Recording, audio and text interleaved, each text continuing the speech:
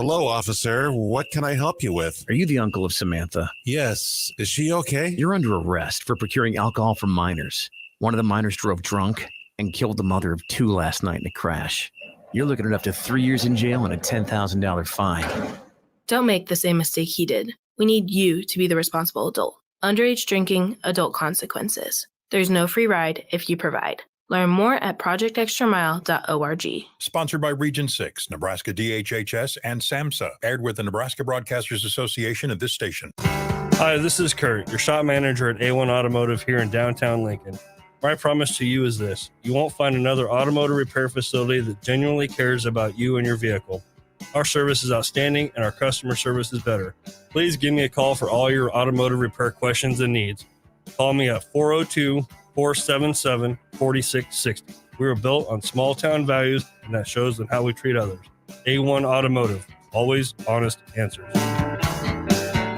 Are you dragging through each day? Most people are dehydrated or deficient in essential vitamins, minerals, and more. Live Hydration Spa helps you get more out of your life with their IV hydration treatments to help with anti-aging, weight loss, endurance, and more. Their performance packages can help you feel better doing your normal daily routine with boosts of energy and vitality, an increase in immunity, and quicker athletic recovery. Call today for an appointment at 402-413-2042 or walk in at 71st and Pioneers. Live Hydration Spa. Stay at the top of your game with M-Drive, the supplement for driven guys who want to compete like they did when they were younger. Packed with clinically tested ingredients to help you fight back against aging, M-Drive supports healthy testosterone levels while adding vitamins and nutrients to boost energy and strength. You can go to mdrivedan.com. You get free shipping, 60-day guarantee. Or if you're out and about, Walgreens, Rite Aid, and Vitamin Shop. Join the community of guys refusing to let age slow them down. Don't let age beat you. Get M-Drive.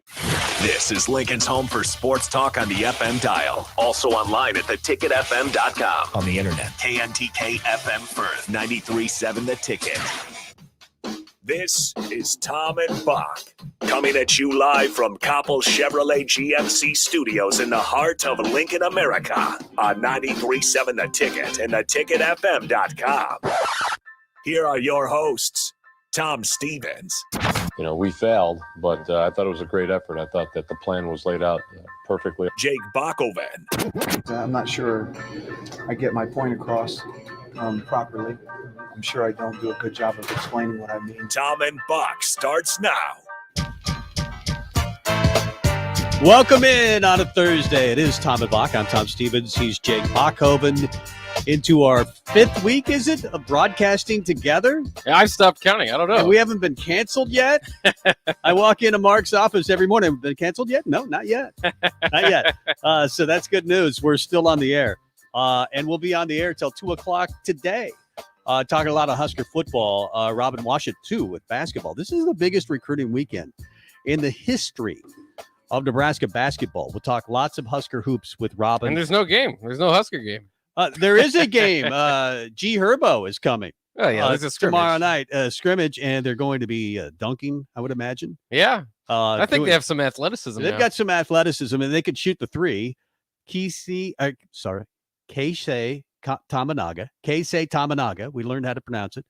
The best three-point shooter Fred Hoiberg has ever seen, or been around, I think is the quote. Yeah. You're becoming more and more of a Keisei Tamanaga believer, aren't you? Well, why wouldn't I be?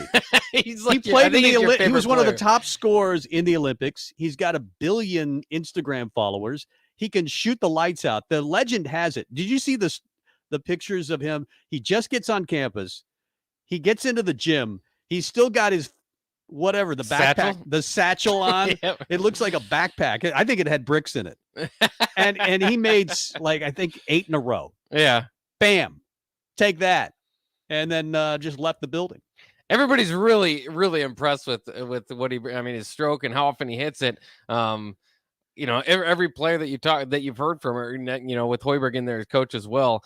It's fascinating. He's fascinating just to see like kind of what the other parts of his game are going to be, because the shooting's going to be so good. If he can just complement that with some tough defense, and he's not very big, so shooting's really what's going to be his calling card. But what else is he going to bring to the table? I'm interested to see. I think he can dribble. We watched that JUCO tournament where his team, I think, finished 2nd or 3rd.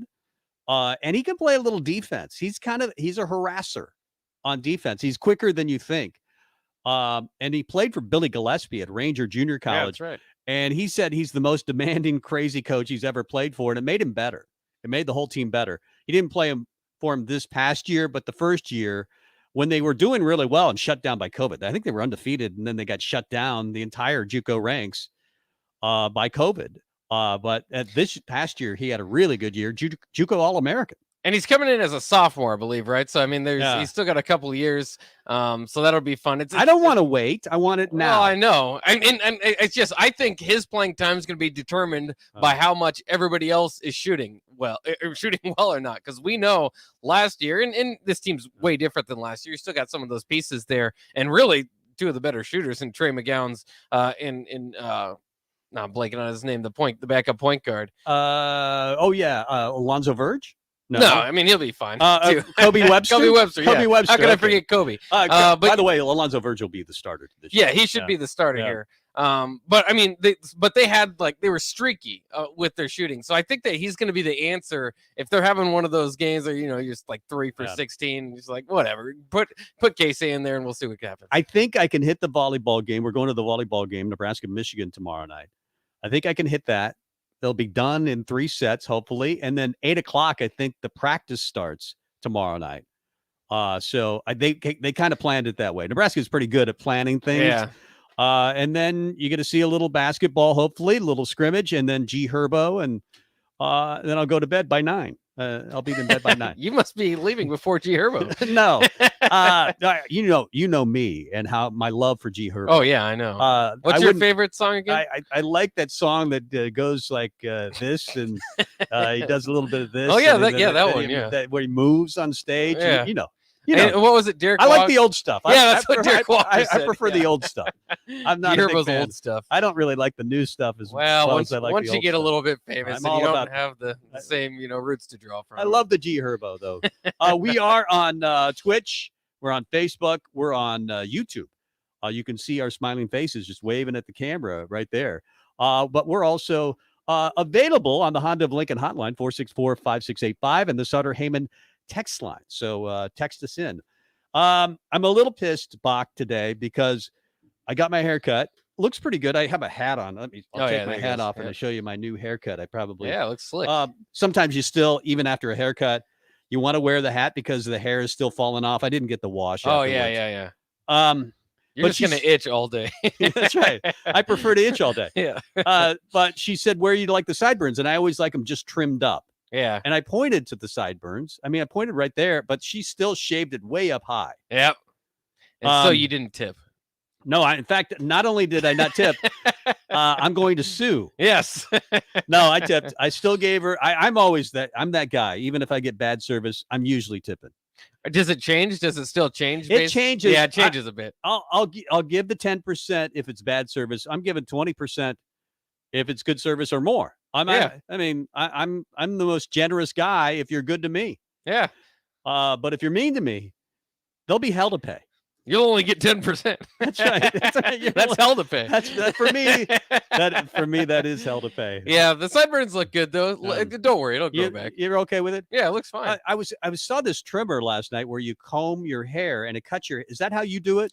No, but it's pretty much how cutting hair works. You get those guards on, they pretty much do the work for you. Yeah, because I didn't realize. I remember the Flowbee back in the 80s and 90s where it's the vacuum cleaner attached to some sort of hair cutting device. Yeah, and it blows your hair. I think it sucks your hair, the hair that's just wandering around. It sucks it into the vacuum cleaner while cutting your hair.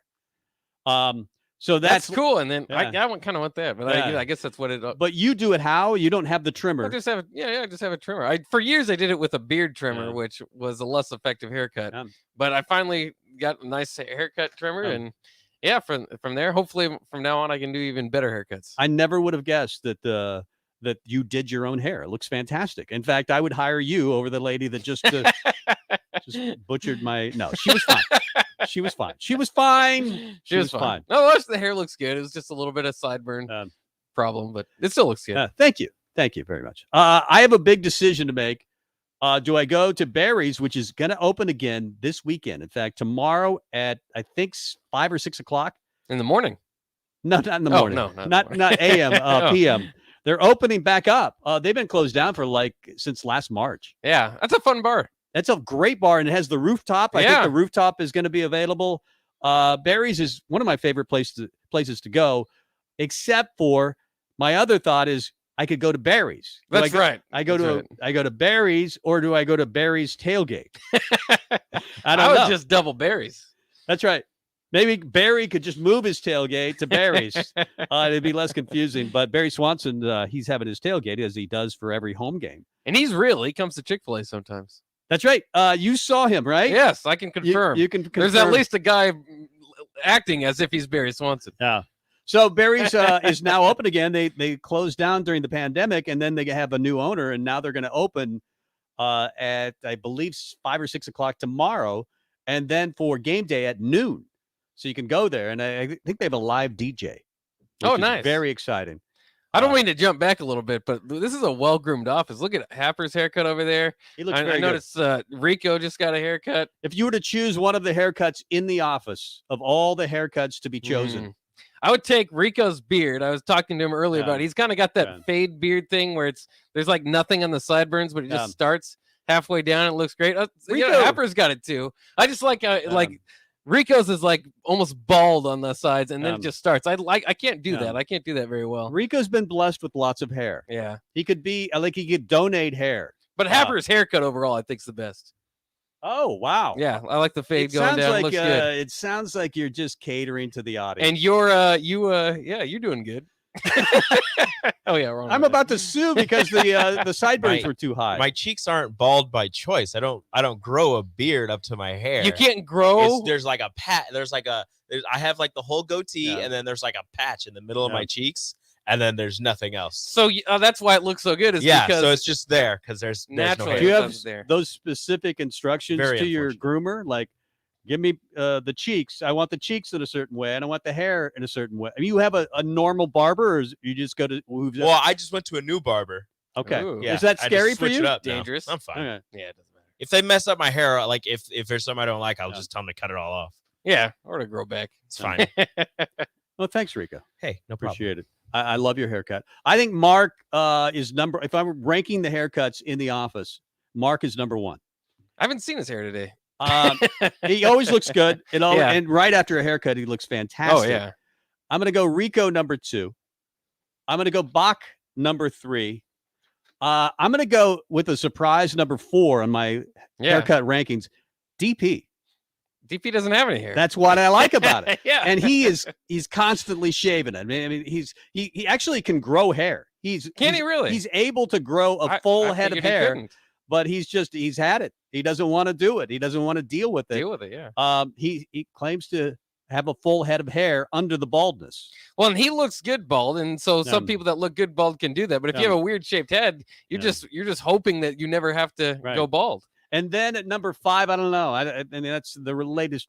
That'll be next week. We'll have that's the AP the haircut poll rankings this week. Yeah. There's nothing better than a fresh haircut, I think, other than maybe new socks. Somebody says on the text line, Barry's is open at 3 o'clock tomorrow. 3 o'clock. If you're going to Barry's and you're downtown. They're having 2 DJs, he says. 2 DJs. Wow. Wow. I love Barry's. It's a legendary bar for those who went to college in the 80s, 90s, and it's obviously COVID killed. Did they have their a business. rooftop all the way back then? Or was that recent? I want to say that's more recent. I feel like that's. I more don't recent. remember going up there in the early era, but I think they're doing a lot of work to the place, and 2 DJs. You gotta love that. So tonight's a busy night. Well, that's tomorrow night, I guess. But tomorrow's a busy night. Today, tomorrow, we'll get ready for tomorrow. Practice.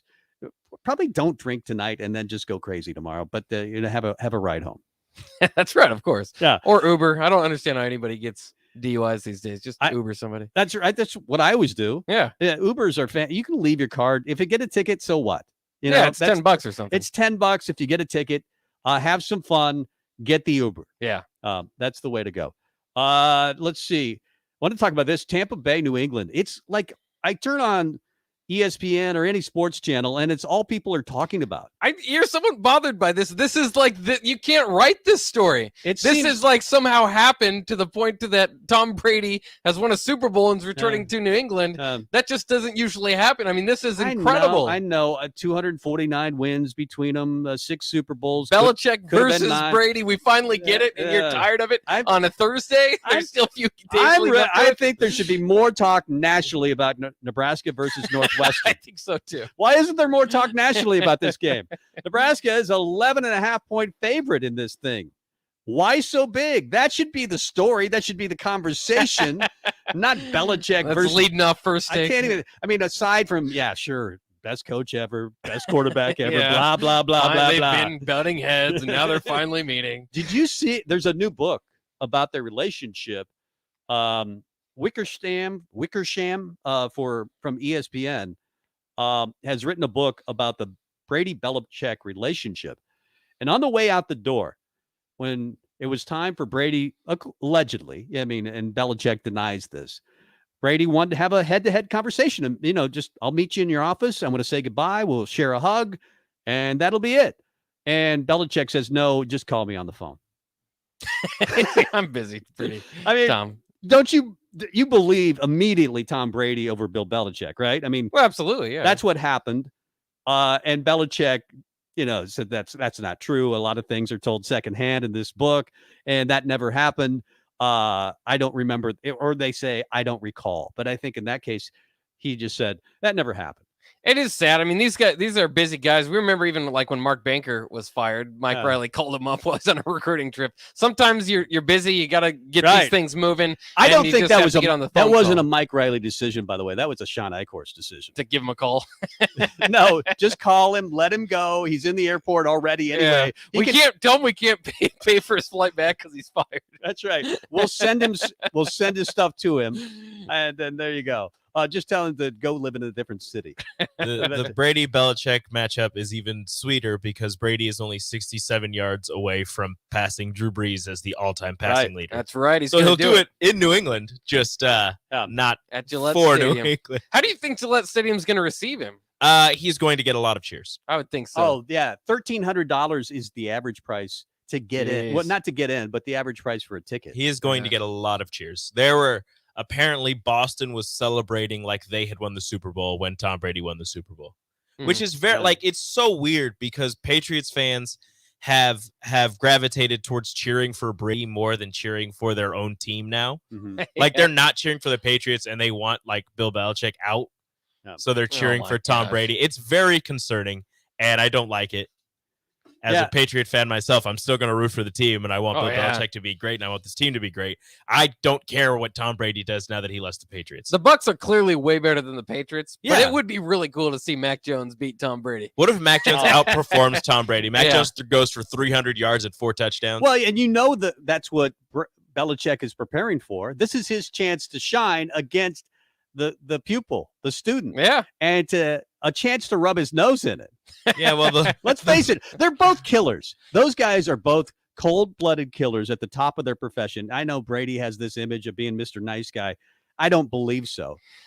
They both want to win in the worst way. I bet they're both staying up till 3:00 in the morning working on it. Well, the problem is Belichick can devise like the perfect defense to stop this Bucs offense, but the defensive secondary is not that good. It's just not they're going to they have a great pass rush and some really good linebackers, but the secondary is just not good. What do you think of Mac Jones so far? I don't know. All the rookie quarterbacks suck right now. Yeah, all of them. All of them are terrible. I thought Mac played pretty well in their one win against the Dolphins. He played okay, not great. Just kind of quarterbacking the team. Yeah, in their last game, he was awful. Yeah. 2 picks, 1 pick six. To your point, none of them have been good. Zach Wilson looks completely lost. Terrible. Justin Fields just took 9 sacks. You have, who was Trevor Lawrence? Trey Lance is barely playing. Yeah. Trevor Lawrence has 7 picks. Trevor Lawrence is going to lose 4 games. Like if he loses tonight. I think it's tonight. They play tonight. Yeah. If he loses tonight, that'll tie the most losses or the same amount of losses he had all through high school and all through college combined. But he lost 4 games combined in high school and college. Get He's used to about to losing, lose 4 buddy. straight in the NFL. Now you like the rest of us. And Clemson has completely gone in the tank without him. Oh, yeah. But he's on a bad team. It's not obviously his fault. I think he's still the best quarterback, kind of similar to Joe Burrow. He was just getting sacked all the time last year, and now he's really good. Yeah, but Joe Burrow at least won a couple of games. Joe Burrow's playing. Well, the season's not over. Joe Burrow's playing tonight, too. Zach Taylor get his 3rd win of the season. Look, man, the Jags, they're terrible. They're not going to look. If the Jags win over 4 games, I will buy you lunch. That's a good. Yeah, just don't make. He's good at making these bets where only he has to pay. Go ahead and accept that. How about 2 games? You said the Bengals? Didn't the Bengals win? The Bengals are going to beat the Jags tonight. Zach Taylor's going to outsmart Urban Meyer tonight. That's what's happening. Yeah. Look, we'll go over under 4 wins. Loser has to buy lunch. Oh, there you go. I'm always in for lunch. All right, there we go. Are you going 4 wins on the Jags? I'd put that down to maybe 3. I'm not betting on the Jags. You want 3.5? I'll take 3.5. I'll give you 3.5. I'm taking a Hall of Fame coach in Urban Meyer. Oh, there you go. Yeah, a Hall of Fame college coach in Urban Meyer. Ooh, he'll figure it out. There you go. Hey, there's a college football game on tonight too. Miami and Virginia. Brennan Armstrong, one of the best quarterbacks in college football. We'll break down the best games of the week this week. There are a lot of really good games in college football. I'm excited about the Big Ten matchups. Oh yeah, there's a lot of good ones. So we'll talk a little bit about that. There might be rain for Nebraska Northwestern. No, Ramir Johnson, more carries. I think that favors Northwestern if there's rain. I think so too. I don't. I think that favors Nebraska. How's that favor Nebraska? Because their defense will just tee off on their running backs. You I don't think have they're a doing that scenario- either way. I don't think Rico has a scenario where it doesn't favor Oh Nebraska. yeah, that's right. There's one scenario where it doesn't favor Nebraska. What's that? That's if Nebraska loses their starting quarterback. Yeah, that wouldn't help. I mean, what number 1 in rushing yards for Number 1 in quarterbacks? everything. To be fair, Northwestern's juggling 3 quarterbacks, so Number 1 in our hearts. He's number 1 in rushing yards in the Big Ten. number 1 in our hearts. He's number 2 in passing yards in the Big Ten behind Tagovailoa, who's just been fantastic. And I mean, he's number 1 in scoring. He's got like 6 rushing touchdowns already. He has, I think he has more. It could be 6. He a has lot. more rushing touchdowns than he has passing touchdowns. Yeah, he's by like 1 or 2. It's amazing. well, because he's the red zone threat. He's I like mean, you're him not, running. Yeah, you're not wrong. He's not going to pass it in very often, but he can, that's your red zone threat. He's it turns out pretty good for as much as He's like number 2 in QBR in the Big Ten. You know, for all those people that think QBR matters. Would you and who would you take over it in the Big Ten? Talia, that's the only one. Yeah, probably. Talia is really good. His quarterback rating is like 173. He's really good. I still think they haven't CJ played Stroud anybody. is going to be good, but right now the entire Ohio State team is struggling. So I don't know. Yeah. I definitely wouldn't take Peyton Thorne. No, you outplayed Peyton Thorne last week. Yeah. You outplayed Sean Clifford, Spencer Rattler maybe? the week before. Maybe he had 400 yards passing last week. Maybe. Yeah. And their running game isn't very good. It's awful. Definitely not Mertz. No. There's nobody that's good. I would not take Tanner Morgan. Jack Plummer and Aiden O'Connell, whoever is starting this Whoever minute, has is Purdue. not very good. There's just not Art Sitkowski, maybe. Artur Sitkowski. Sitkowski. There we go. We've come to a The consensus. best Big Ten quarterback That's that right. doesn't get a start. How do we know? Noah Vedral. Noah Vedral. You know what? He's had a good year. He's doing pretty well for records. He's had a really good year. I would take him behind. I wouldn't if he were at Nebraska. I'd still take Adrian. Yeah. But it's not that dramatic of a difference. He doesn't make mistakes. He's solid, yeah. He doesn't usually make mistakes. Except for that mistake he made last week. Except for the one where he fumbled. The one at the end of the game where he fumbled and it cost him the game. He doesn't make mistakes except for the time he makes mistakes. That's right. That's the only time he Well, makes that's a the same with mistake. Adrian. He doesn't make mistakes until he makes mistakes. That's right. That's If Adrian was mistake prone this year, that team would be 0-5. There would be no wins. Yeah, that'd be rough. Yeah, they they'd still have Fordham. 2 wins. Yeah, It would they'd just be still be closer. Buffalo. They'd still be closer. They'd be the same record, but worse losses. but uglier. Yeah. No hope. Yeah. I mean, the guy's been sacked 12 times in the last 2 weeks. And how many would it be if he couldn't scramble? If he weren't mobile? Imagine if Adrian Martinez wasn't Houdini. Yeah. I don't think he'd be walking right now. I think he's had 30 pressures in the last 2 weeks. Oh, I bet. That offensive line has been quite overmatched against those defenses. He was under pressure over 50 times against Michigan State. This is the first time hearing over about the 50%. offensive line struggles. Have you heard about the offensive I've line heard that, yeah. Have you really? This is the first. Didn't know about it. Didn't know about it. All the penalty. We'll talk about that with Robin Washut of HuskerOnline.com. Because I've been asking the question all week. Bigger concern, is it special teams or offensive line? Rico? Bigger concern for you? I would say special teams, because right now the offensive line, you kind of know what you need to do to get it fixed, but with special teams, it just seems like everything goes wrong on different days, and it's never the same thing. Right. Like special teams is like encompassing multiple different parts of it, where the offensive line is just one thing, and like, hey, maybe if we you don't know, but like maybe if we slide this guy over or we bring this guy in, it'll fix that. But with like punting, you have two punters, and it's like, okay, well, he's punting at 7 yards, he's punting it to the wrong side of the field. You don't know if your field goal kicker is going to hit one day or miss the other day. Like, it's just so confusing. I think special teams is more important. It's special teams for me as well, and that you don't have a full-time special teams coordinator. But this is the fourth year where you've struggled almost the entire time on special teams. Yeah. In fact, we'll talk about special teams a little bit later on in the show. I thought a great article from Dirk Chatlin of the Omaha World Herald. He interviewed Bill Snyder of Kansas State, and also Frank Beamer, the godfather of special teams. That's the special teams guy right there. He's a guru. Beamer, and wrote about it and the importance of it and the importance of having a full-time special teams coordinator. It's a good conversation. I know we've had it before, but we'll have it a little bit later on in the show, plus box tops, the top 10 Northwestern players. Yeah, we'll get you ready for Saturday. Yeah. And Big Ten Blitz, and then Mitch Sherman in the 1 o'clock hour, about 1:30 of The Athletic at Mitch Sherman on Twitter. Let's get to break and come back with Robin Washut next. Download our app by searching 93.7 The Ticket in your app store to stay in touch and listen all day long wherever you are. This is Tom and Bock. 93.7 The Ticket, Fox, KFXL weather. Brought to you by Bryant Air Conditioning, Heating, Electrical, and Plumbing. Showers and thunderstorms will be a possibility throughout the day, but especially later this afternoon. We'll top out near 74 with winds turning out of the north-northwest at 10 to 15. Mainly cloudy tonight with a low down to around 59. Mostly cloudy tomorrow, but comfortable with a high of around 74 once again. I'm meteorologist Tim Wright for 93.7 The Ticket and theticketfm.com.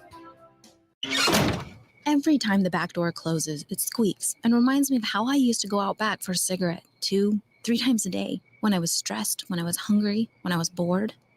But then I think of how the stale taste lingered in my mouth, and I reach into my purse and pop a stick of gum. And the craving is gone. Call the Nebraska Tobacco Quit Line, 1-800-QUIT-NOW, 1-800-784-8669. Paid for by Tobacco Free Nebraska. Aired with the Nebraska Broadcasters Association and this station. Hey, sports fans. Rico here with HIS Auto Care 70th and Van Dorn. Carfax recently awarded us as a top-rated auto service center for 2020, and Lincoln Choice Awards voted us as the 2021 top independent auto repair center. Call us at 402-488-8934 for superior service bumper to bumper. Mention this ad and get 7% off. Doesn't get any better than that. Rico for his Auto Care, 70th and Van Dorn. God bless you. If you're struggling to get motivated to work out, you're not alone. And Farrell's Extreme Body Shaping is here to help. Build muscle, burn fat, and lose weight with Farrell's 10-week challenge starting October 2nd. Farrell's combines kickboxing with inclusive strength training and nutrition planning to help you stay on track.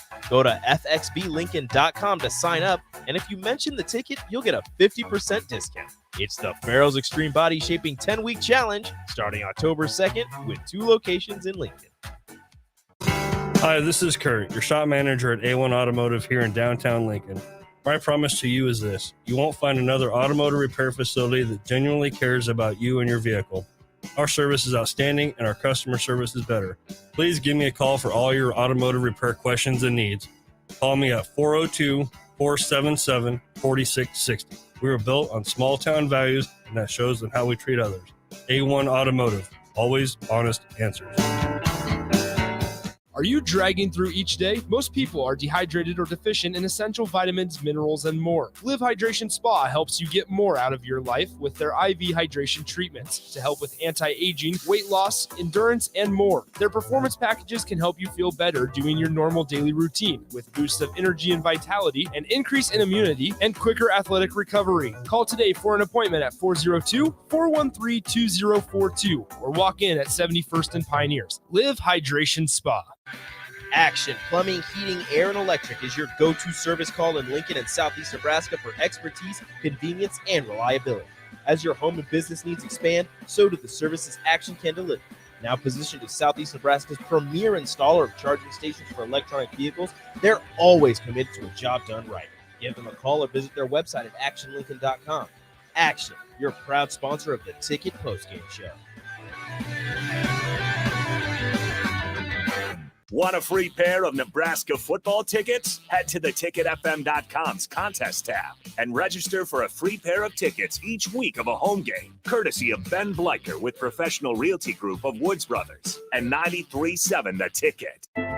Nguyen Vape is celebrating their grand opening with 20% off products all month long. They have the largest disposable vape selection in town and also carry Delta 8 and Delta 10 and various other moon rocks. If you're looking for help to relax, sleep, or ease pain, they have a variety of gummies you can choose from and Kratom that could help with pain relief, anxiety, and stress. You can't miss them right on the southwest corner of 27th and O Street. Nguyen Vape, your headquarters in Lincoln for vapes and Delta 8 or 10. Back to Tom and Bock on 93.7 The Ticket and theticketfm.com. Welcome back. Bock, don't bang into the mic. things. What are you trying to do over there? I was trying to just Calm look cool. down. I know you're excited. It's homecoming this week. I know. I love homecoming. He tends to get excited. Who's going to be the homecoming? homecoming king this year? I've nominated you. We'll see if it. You have to go we'll to see if school it there. turns out. You went to school there. Yeah. How long after school can you still be homecoming king? I think you have to go there currently. Okay. Maybe I'll sign up for a class real quick. Heidi works at the university. I should. It's like $1 a credit hour. Oh yeah, you get a good deal. If, what are you going to get your master's in? I don't know. That's the problem. I don't know of anything that would really help me at any point of any part of my life. Here's what would help me.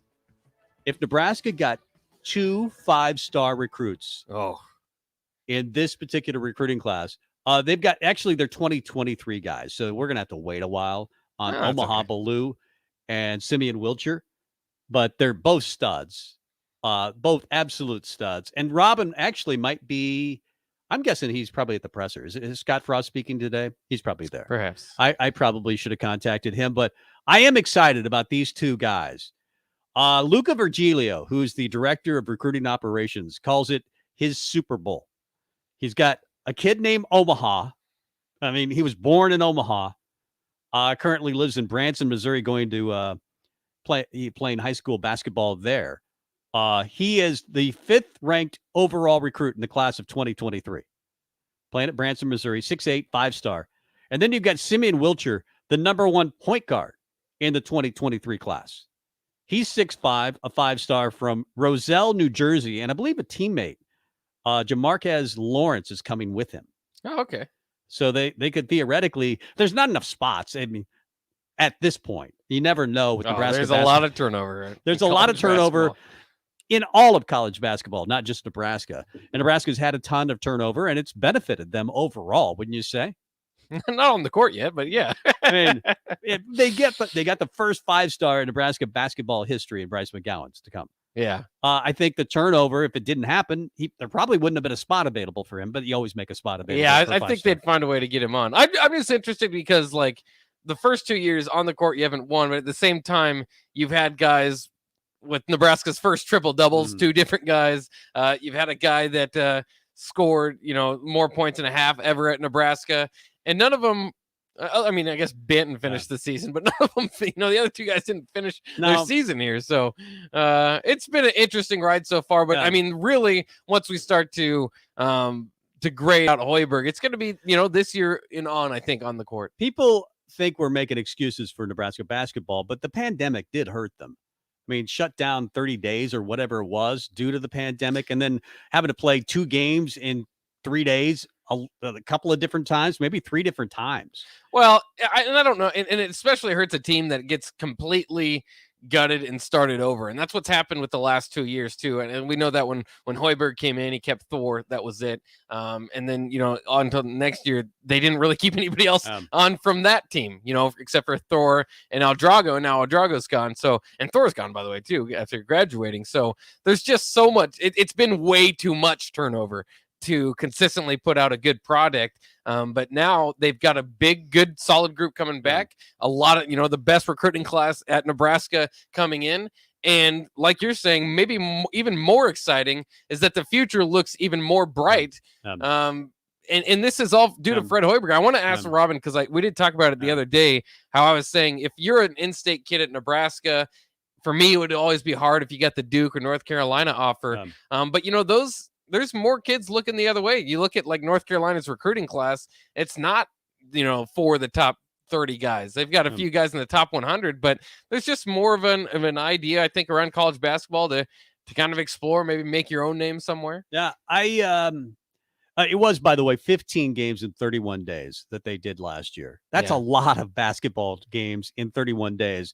I don't think they would have been great regardless. I think they would have won a few more than 7 games, and they would have been more fundamentally sound because they weren't able to practice. When you're playing games all the time, Hoiberg admitted we had walkthroughs, but we really didn't have a lot of work on fundamentals because they didn't have the time.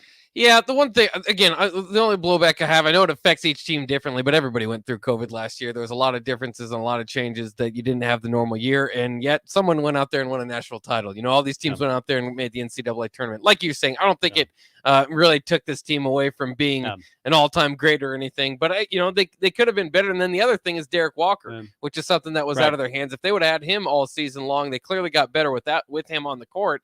That could have added to the win column as well. I think Robin is available now. Maybe you could give him a shout and we could get him on the line. I did this exercise a little bit the other day, and I'm going to try to do it more efficiently today. I picked the 8 guys because Fred Hoiberg said the other day, my biggest challenge is going to be picking 8 guys to narrow down 8 to 10 guys, I think is what he actually said, to try to get a rotation. I've got 1, Wilhelm Bradenbach. Are you counting? I've got Lat Mayon, number 2. I've got Bryce and Trey, 3-4. I've got Keisei Tamanaga at 5. I've got Alonzo Verge 6. Derek Walker 7. Kobe Webster 8. Those are my 8. Who'd you eliminate then? CJ Wilcher is not on there, and he's highly coveted. Karan McPherson's not out there. You don't have Eduardo Andre. Wow. These are going to be Keon Edwards was highly recruited, and he's a transfer. It's going to be tough, and this is a good time to bring in Robin Washut. Fred said narrowing it down to 8 to 10 is going to be really difficult. Have you tried to do that just as a mental exercise, narrow it down to 8? And if so, what are your 8? Yeah, 8's tough. 10 is pretty easy, I think. I mean, there's some guys that are, that's 14 scholarship guys, but I think at the end of it, you're assuming Olin Koinis is going to redshirt. I don't know what they're going to get out of Trevor Lakes. He's coming off that pretty significant shoulder surgery that he went on this off season. That was a big reason why he couldn't shoot the ball very well last season. So there's 2 guys that I probably wouldn't expect a lot from. Then after that, it's kind of up in the air. With McPherson, we'll kind of see kind of where he fits into that mold. But I mean, obviously, there's 5 that I have right now: Burge, 2 McGowans, Lat, and Derek Walker. Yeah. Eduardo's going to play. There's 6. Kobe Webster's going to play 7. Keon Edwards is going to play. Wilhelm. So yeah. Narrowing it down to 8. It's tough. A lot harder than I think narrowing down to 10. That's what we found yesterday, trying to break it down to 8. 10 was a lot easier, as you just said. It is going to be the biggest recruiting weekend in Nebraska basketball history. That, according to Luca Virgilio, the director of recruiting operations. What are their chances with Omaha Baloo and Simeon Wilcher?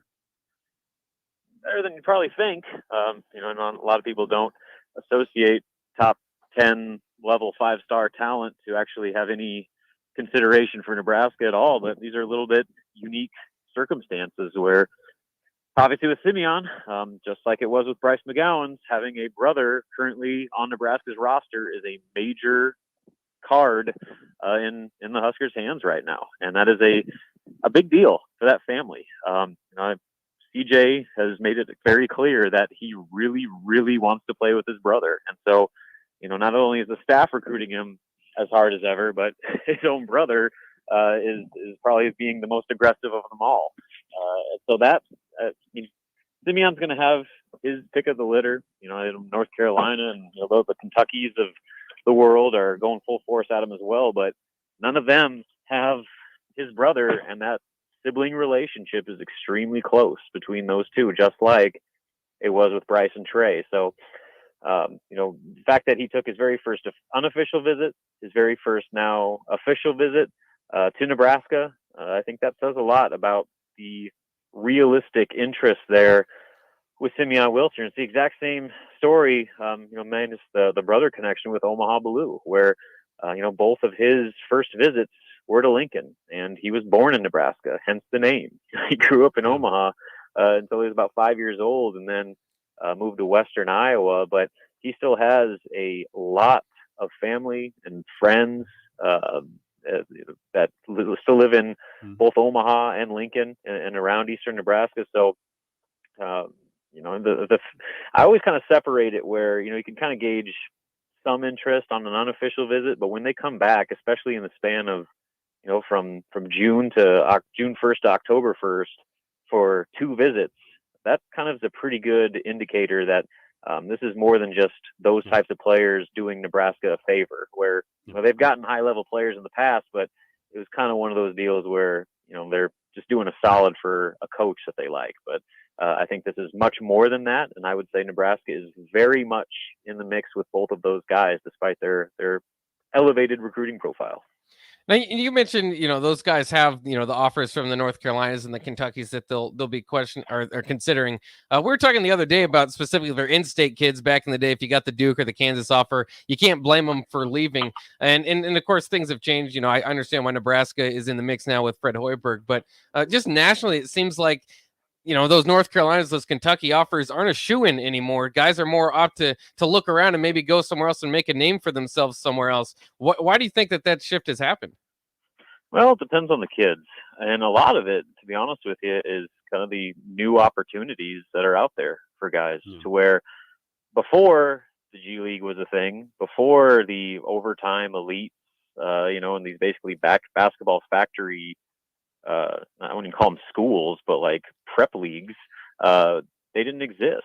And so those guys would have to go to the Duke, Kentucky, North Carolinas to prepare themselves for the NBA. Well, now that level of player doesn't have to do that anymore. And you're seeing some of the best of high school basketball, not going to college. And so that eliminates the pool to begin with a little bit, to where you're going down a little bit into the category of player that might not necessarily be as caught up with having to play for a school that, is that type of a blue blood. Now, obviously that is an extreme draw for a lot of players, probably the majority of players, but when you get into the Bryce McGowans, the Simeon Wilcher type players, that they're looking for other things beyond just playing for a big name school, a big name coach that's going to get into the league. That they have other interests that they want from their college experience, and they want the college experience. And so there's different priorities there that before, maybe 10 years ago, they just didn't exist. And so guys had to go to the league, be one and done, and kind of go over that route where, again, I think when they get the players that are being recruited to those schools now, there's different things that you can sell that can give other schools outside of that top group a chance with that type of recruit. He's Robin Washut of HuskerOnline.com. I want to get some football conversation in here. Adrian Martinez ranked number 1 in the Big Ten in total offense, first in rushing for quarterbacks, second in passing for quarterbacks, second in total TDs. Where would Nebraska be without Adrian Martinez this year? It's a good question. He's having to do a lot, and both with his legs and with his arm. And going into the year, the whole point was to have him not have to do so much. They were going to be able to run the ball better. They were going to be able to protect him better, to where he could actually sit in the pocket, and not be running for his life on every snap. But that's clearly not been the case. So you take those numbers into account with the fact that he's getting very little help around him. I think says a lot. And it's funny, we were having a conversation before practice, I think it was yesterday or maybe Tuesday, about right now, if they were to pick the all Big Ten teams, would Adrian Martinez be first team all Big Ten? And I think that's a legitimate conversation you could have, because quarterback play in the league is not that good. Yeah. So like your top contenders would maybe be Sean Clifford, Penn State, the Tagovailoa kid from Maryland, maybe the kid from Michigan State. But I mean, I'd probably take Adrian over all those guys right now based on the way that he's played. So he's done everything and more that Nebraska's asked of him. Obviously, still got to cut down the turnovers, and he's missed some throws that would have gone for touchdowns. But just considering the circumstances that he's been in this season, the fact that his supporting cast has drastically underperformed for the most part, it's pretty impressive, the season that he's had thus far. Well, you mentioned it. I just think every year my belief in the offseason talk dwindles down a little bit more, because I mean, they said this offseason, like you said, they're going to work to make Adrian less, have to do it all himself. And then the other thing they said is they're going to work on special teams. There's all this talk about it, and it looks like they've done the complete opposite the offseason. Just decide to build the offense all around Adrian and not do anything on special teams. Yeah, I mean, the offensive line is probably the more kind of stunning development, just in the fact that not only, did you expect more from them, but they had recruited at a level where, I mean, the guys that are out there were big time recruits that Nebraska beat out, like Ohio States and Oklahomas and those types of players to get. And so, I mean, like, they're not bad players. So why are they playing so poorly? I think that's the question that is probably the biggest issue facing Nebraska's offense right now. And, if things don't change, there's probably going to have to be some real conversations had this offseason about what it's going to take to change that. But with special teams, I don't think that they're not working on it. I think that they're just limited with the structure of the staff and the fact that they are the only school in the Big Ten Conference that does not have a full-time special teams coordinator. They've tried to do it with an analyst. They tried to do it with a collective effort from the staff. They tried to do it with, now Mike Dawson doing it as a linebacker / special teams coordinator. But I mean, when you don't prioritize special teams, you're going to get low-level special teams play, especially compared to teams around the league that do make it a huge priority. I know that Northwestern, they make it as big of a deal as anybody, where they start and end every practice with special teams work. And it's Pat Fitzgerald is right there in the middle of it, making sure that everything is done right. And so, so I don't doubt that they've worked on special teams more than ever this offseason and prioritized it more than ever, but it's still not a big enough priority. Until you make special teams a full-time committed position, you're going to be running that phase of the game with one hand tied behind your back. Yeah, it hasn't always worked out. Bruce Reed wasn't great at times. Bo Pelini, though, took ownership of it, and Nebraska turned special teams around. It's important when the head coach says, this is important. In fact, I own it. Maybe that's under consideration if they don't hire a full-time special teams guy. But we got to go. We're running late. Thanks for the time, Robin. Good stuff as always. What's your quick score prediction? Oh, I think Nebraska wins it, and I don't know if they cover. I'll just say 27-20.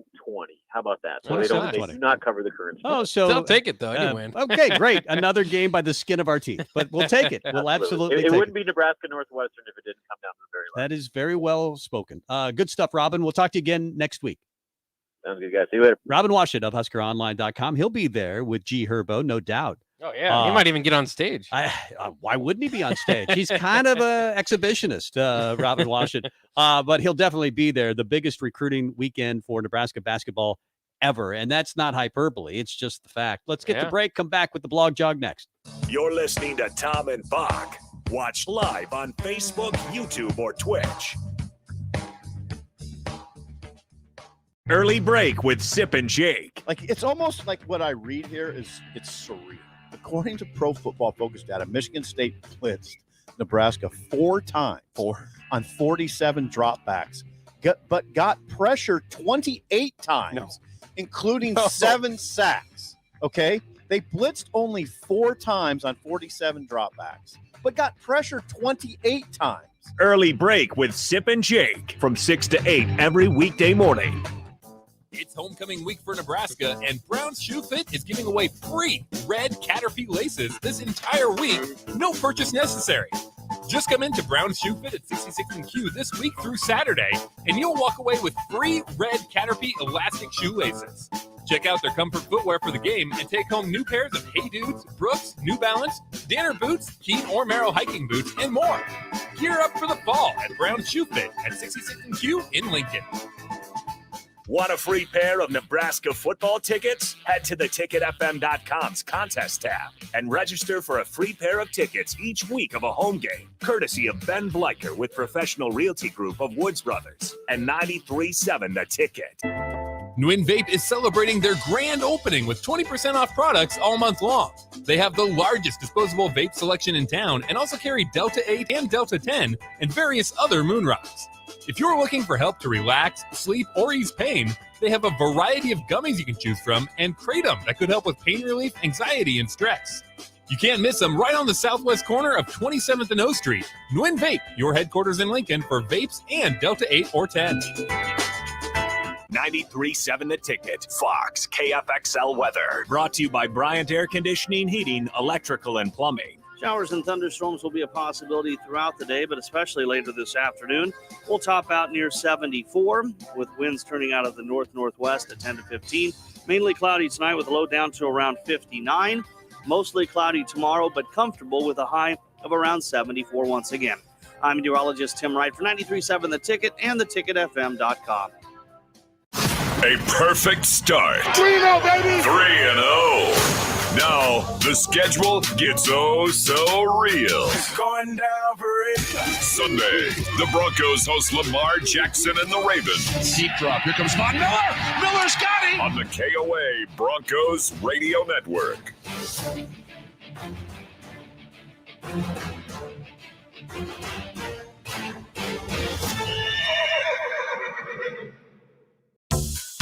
If you're struggling to get motivated to work out, you're not alone. And Farrell's Extreme Body Shaping is here to help.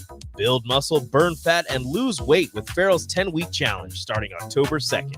Farrell's combines kickboxing with inclusive strength training and nutrition planning to help you stay on track. Go to fxblincoln.com to sign up, and if you mention the ticket, you'll get a 50% discount. It's the Farrell's Extreme Body Shaping 10-week challenge starting October 2nd with 2 locations in Lincoln. Angry about a recent Nebraska football loss? Go throw axes at Kraft Axe Throwing. Optimistic about the upcoming Nebraska football game? Go sign up for free football tickets at Kraft Axe Throwing. Bring some friends, reserve a bay for an hour or more, release anger at the targets by hucking an axe at it, and walk away feeling better about yourselves and the football season just in time to enter for a chance to win a free pair of tickets to the next home game as you walk out the door. Reserve your lane online at craftaxethrowing.com or call 402-802-9696. Kraft Axe Throwing at 18th and N in Lincoln. Grab yourself a hot dog, pour a glass of eggnog, and settle in. This is the Blog Job on 93.7 The Ticket and theticketfm.com. Breaking news before the blog jog. Frank Thomas just bought the Field of Dreams. Crazy. Yeah. Would you want his mic isn't on there. Oh yeah, that's sorry about that. He just bought the field. He just bought the cornfield. Do you get the corn? Is the corn included in the deal? I would think a little bit of it, yeah. Like you get the crop every year. You get to sell the crop. Did he buy the field from the farmer, or did he like just buy the field where they play baseball? Yeah, that's always because like if he bought the whole thing, is he then going to farm on it, or does he leave it to the farmer? That wouldn't make a lot of sense. Like if you're buying a house, like you can have the house, but the backyard is still ours. It says they bought the field. So, see, but like what I'm saying is like, did he buy the field? But then he's like, hey, like we're gonna play baseball games here, so this is mine. Like I get all the proceeds from that, and like whenever people come to visit, but like the rest of the field where there's actual corn, right? You don't get that. You can keep that, and you can keep farming.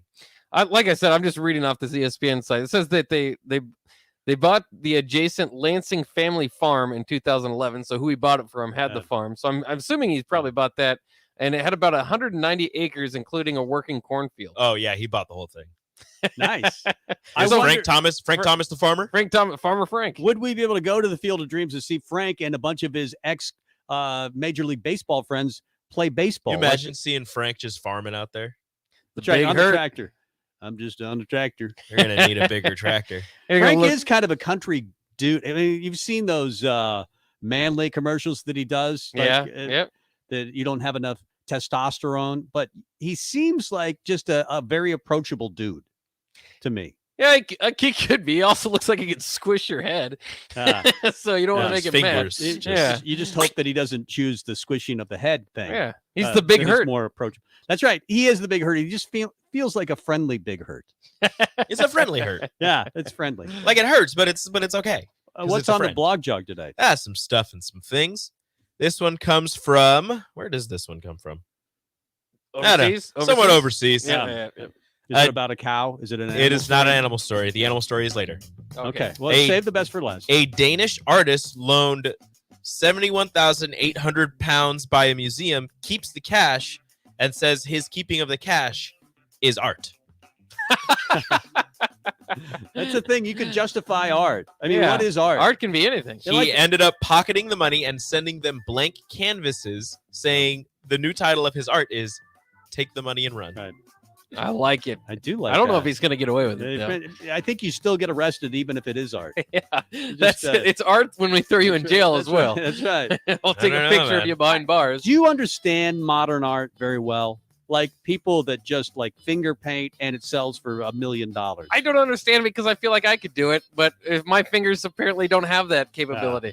I just don't. I don't get like the university when they did the whole notebook thing. Mm-hmm. That thing's cool. You like that? I What like about, it. What about all the poles on campus that are just sideways and they go up in the air and they just? It's art. Is it brilliant? I art? like the art around campus. Yeah, I generally like art. I just don't. Sometimes it's hard to distinguish that between what a 5-year-old could do and why wasn't that one as expensive. Oh, I understand. Why isn't the 5-year-old more popular than the 50-year-old? I'm sorry that you can't understand how the artist was feeling. That's right. In the moment, Tom. I didn't understand his feelings. Maybe if I interviewed the artist, I would say, "Now I get." You mean to tell me you can't see those sculptures and just tell? That's right. How fantastic or terrible those artists were feeling. It didn't make me feel particularly good, but that's what art is, right? You're a monster. You can steal money, and that's art. I think. Well, the director of the museum laughed, put the canvases up, and was just like, "Yeah, this is just how it is." Like he's like, it counts. This is art. And the artist said, "The artwork is essentially about the working conditions of artists. It is a statement saying that we also have the responsibility of questioning the structures that we are a part of. And if these structures are completely unreasonable, we must break with them." You say 71,000 pounds? 71,800 pounds. That's like $95,000.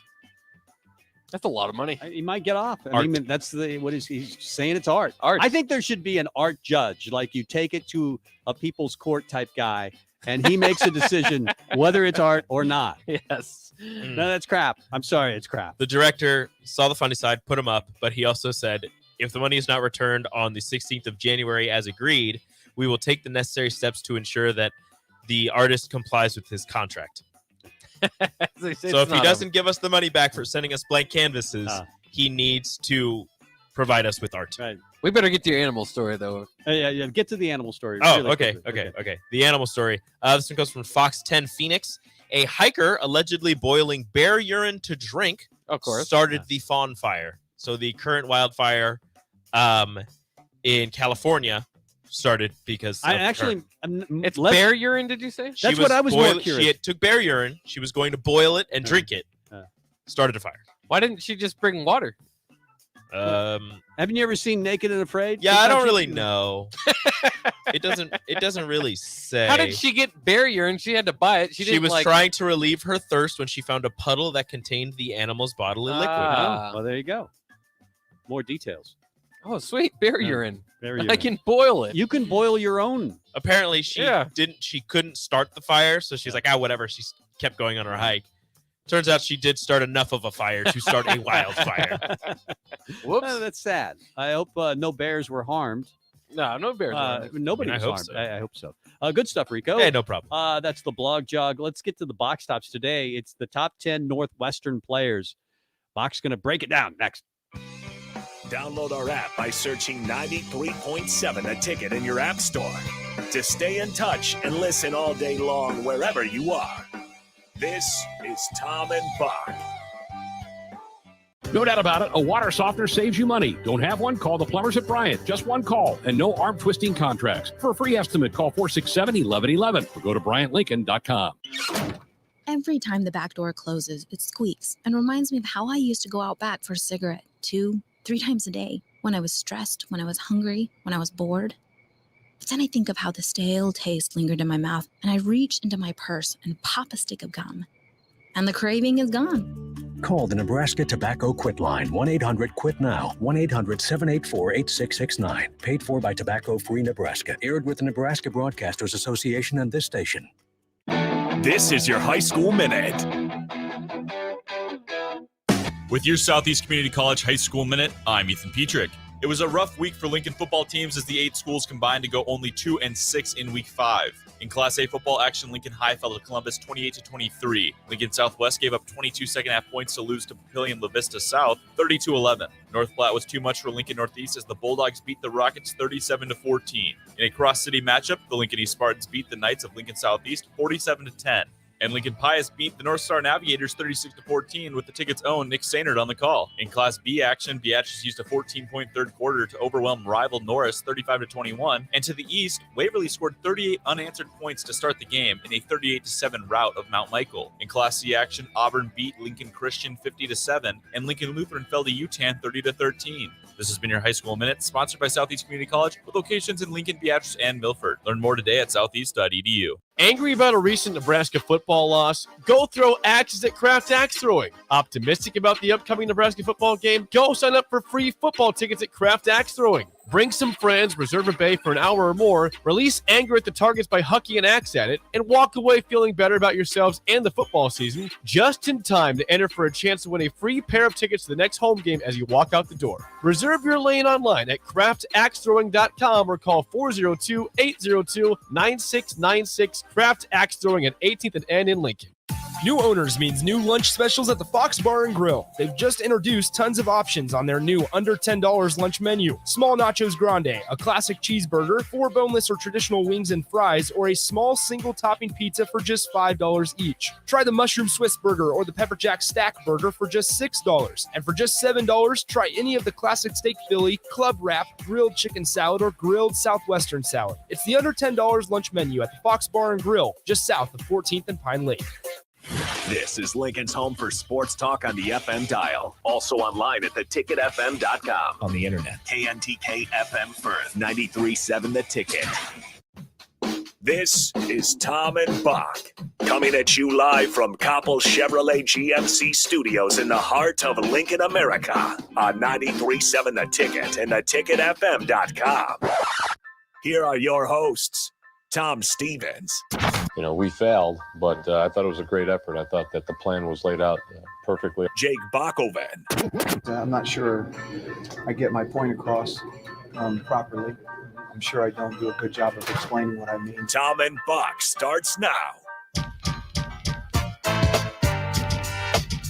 It's been fun watching Salvi this year. He always gets a little louder ovation, but the anticipation now for his home run begins before Mike McCartney announces him at Kauffman Stadium. The roar begins during his walk from the on-deck circle to home plate. And he hits it to center field, deep and gone! A 3-run, record-tying home run for Salvador Perez.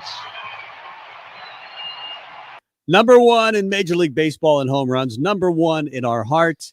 And now tied for number one all time in Royals history was Lair, I believe. I think he needs one more to be the number one home run hitter in Royals history.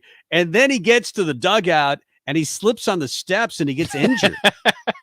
I'm sorry. Shouldn't laugh about an injury. But I that's saw kinda him funny. carrying him to the locker room. He says he's going to play tonight. He says he's okay. But, I mean, the Royals don't have much this year, but they have Salvi, the all-time leading home run hitter from a catcher. I mean, that's pretty cool. And they've played him a lot less at catcher this year, and that's a big reason. He's just hitting bombs in a very big ballpark. Yeah, and I'm interested. He's got 4 games left to break the record. He said, one more, and obviously 4 games left. Can he do it? I think so. I mean, at the pace he is, and he's got a 2 home run lead over the next guy, Vlad Guerrero Jr. So there's a chance that he can do it. He can get both things done. The Royals have never had a home run hitting champion, so it's kind of cool. And to get it from a catcher and to get it from somebody like Salvi, who's just the best ever. He's the best player in the history of baseball. Always a favorite of the Royals. Obviously helped win the World Series title, but it just seems, it's just his personality. He's definitely one of the all-time Royals. He's easily top 10. George Brett's number 1 on my list. Alex Gordon? Alex Gordon's way up there. In a private moment, Salvi might be ahead of Alex. I don't know. It changes hour to hour. You know my rankings. That's right. My rankings change all the time. I do rankings every day, and they don't even matter, but I change them all the time. Good news for Nebraska football. They are in a bowl game. They are going to be playing in the Guaranteed Rate Bowl, according to Jerry Palm. Oh, that's my CBS favorite bowl, Sports. actually. It's actually a tough opponent. They're going to be. He projects them to play Baylor. And he Yeah, says that'd some be glowing things. The defense looks really good. And he thinks they can get to 6. Are you excited about the Guaranteed Rate Bowl? I'd be excited about any bowl. I mean, they could play in my backyard for all I care. Actually, that'd be pretty cool. But in any case, I'd love them to get to any bowl game. Guaranteed rate. Where's that one at? Do not know. Do not care, really, because it's December 28th, but it's against a tough opponent. Yeah, Big 12, Big 10. It's Big 12. It's in Baylor. Phoenix. Oh, well, that would be good. Nebraska Yeah. fans would go there. A lot of them Yeah. already live there. Get out of that's true. Get out of the cold weather in December. Go watch a nice game. Although Baylor, that's a lot closer to Baylor, but I mean, I would take any bowl game. Obviously, I think any fan at this point, if you could just sign off and get to 6-6, I think there is a chance that Nebraska is one of the better 5 and 7 teams, and that they might get to a bowl game that way as well. Oh, I hope not. Would you accept that? Would that help? I would. I mean, I was so mad that Nebraska went to a bowl game the year that they had to play UCLA, and then they Yeah. won, and I was happy that they played it. It was their best performance of the year. And they beat Josh Rosen. Remember how good he turned out to be in the NFL? And then for a minute, we all bought into Mike Riley. We did not. Not really. We never bought into Mike Riley. I got to the point where I tolerated him more. Yeah. That's for sure. But I never. That I liked him UCLA as- victory wasn't quite enough to overcome It wasn't the, quite. It the wasn't Purdue quite. loss or one No. of those other ugly losses. that year. Yeah. Well, it turned out Nebraska wasn't good. And they're not good on special teams. We all know that. Dirk Chatlin wrote a column today. And I thought it was really well done. He talked to both Frank Beamer and Bill Snyder. Frank Beamer, of course, he's the most well-known special teams guru of all time, right? Beamer ball. Oh, yeah. The name Beamer ball comes from Frank Beamer, and he decided he tried to be the offensive coordinator, tried to be the defensive coordinator, and he was always getting a phone call. He was like right in the middle of scheming, and he would have to stop it. So he thought, you know what? Maybe I could pull off special teams little less time than having to be head coach and a coordinator, and I can still coordinate something, and we can get really good at it. And obviously they did. He says the idea of Beamer ball, the idea of it is no matter where you are on the field, you have a chance to score. And then he talked about the importance of a full-time special teams coordinator. Mentioned that's important. But he also said you can't throw out any guys out there. You got to make sure it's your best players. And you're showing the rest of the team how important special teams is because you're sending your best players out there. And he highlights it. I mean, it's like the first thing in practice and the last thing in practice. Bill Snyder said the same thing. He said sometimes, so often, special teams gets pushed down to the second, third, and fourth team players. You want to be significant, you got to utilize the best players on your team. So they both basically go through. And he said it's really important to have a full-time special teams coordinator. Bill Snyder said that to Dirk Chatlin. 24 hours a day, just working on that. It's common sense to me. He says the other thing is that they're working with kickers. A lot of guys who coach positions and coach special teams just let the kickers go and do their own thing during practice. They're punting, they're kicking. Yeah. And they don't get the attention to detail that they need from a coach. So I just thought that was a well-written article from Dirk Chatlin. Yeah, it absolutely is, and hopefully that Nebraska's coaching staff's paying attention because almost everybody's got they got the special teams coordinator in there, and it's such a disaster in year 4, and it has been the whole time. It's amazing that they haven't hired somebody full time by now. I mean, there's going to be a lot of clamoring to get a special teams. They almost just have to. You just have to do it. I think we're at that point, and I think the athletic director, just listening to between the lines last night to Trev Alberts, I think there's going to be some demands to get better, which there should be. I don't think Scott Frost is in any danger of being fired. I don't think that, but I do think changes need to be made, probably win or lose at the end of the season. I mean, they haven't been good in special teams for a long time. Scott Frost isn't in any danger unless he loses this week, and then he's back in danger. Then he's back in danger. Yeah, he's fine until he's not fine. Yeah. Let's take a quick call on the Honda of Lincoln hotline from Chris. Hi, Chris. Hey, great show. Yeah, they did call me. They want me to come over on my break and help coach special teams for a half hour. So they're giving it the attention it needs. Anything you need. I mean, if we could help, Chris, we're right here for you as well. Well, I've never done it before. Is there any suggestions you've got? No. Google it. See if they can punt it. See if they can punt it in the right direction. Try to get them to punt it in the right direction and occasionally make a field goal. That would be and over 10 yards. Over 10 yards. Over 10 yards. Yeah. More than. But about the 5 and 7 postseason. Oh yeah. When we look back, 6 and 7 still sucks. Yeah, it's not a whole lot better. We don't care about that win over UCLA. And if you lose, then that looks really bad. It's kind of a no-win deal, a 5 and 7 bowl game, for the most part. I mean, I suppose there might be special exceptions, but you get the extra practices and stuff. If you get trucked and go 5 and 8, though, that's kind of ugly, as opposed to just we finished 5 and 7. I'd rather be 5 and 7 than 5 and 8. Yeah. So. Right. Thanks for the call, Chris. I appreciate it. 464-5685.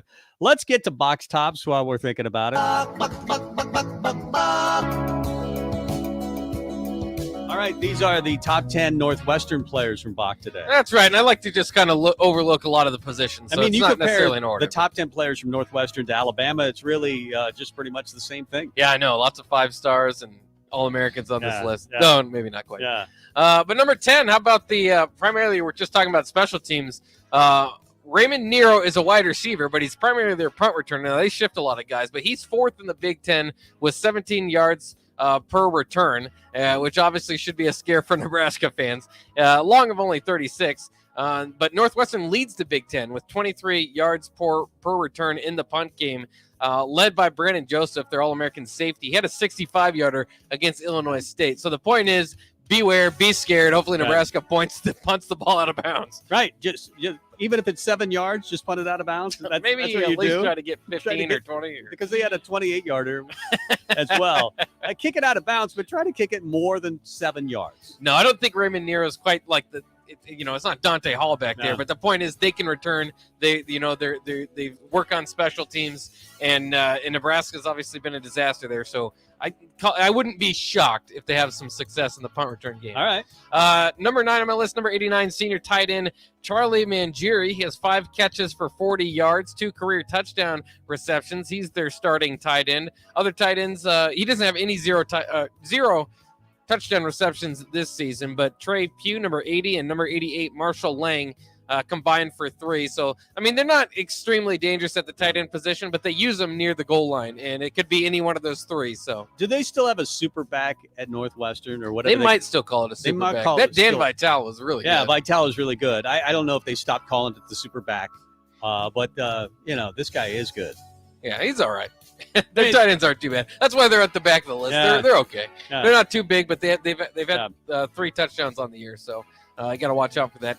Interesting, a lot of experience in the kicking game. So number 8 is number 14, fifth-year starting kicker Charlie Kubander, who is 4 of 7 this season, but a career 41 of 58, 70% on his career. Pretty reliable. Career long of 47. He's never attempted one over 50 yards, so he doesn't quite have the leg. So that's something to be interested in. They're going to have to work a little harder to get in the field goal range.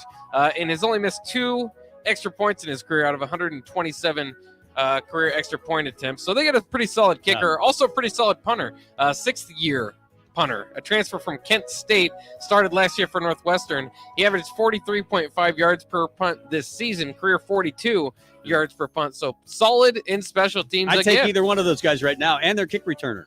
Yeah. Special teams problems solved. And Northwestern's had some bad special teams in the past. I remember some bad kickers, but these guys aren't that. I mean, they're decent. Yeah, they've got a good special teams unit. Number 7 on this, how about a backup on the defensive line? 6'3", 280-pound Jeremy Miser. He's a transfer from Old Dominion. He's kind of fun because he has a sack in 3 of the 4 games this season after only having half a sack for his career at Old Dominion. So Old Dominion's over there going, what's going on with this guy? Now he goes to an up higher level, and now he can get sacks. He also leads the team with 5 tackles for loss. But maybe so that's kind of a fun story. Watch out for when he subs into the game. Probably the biggest guy to worry about on that defensive line is number 99 defensive end Adetomi. It's a tough one. Adetomi Iwa Adebawore.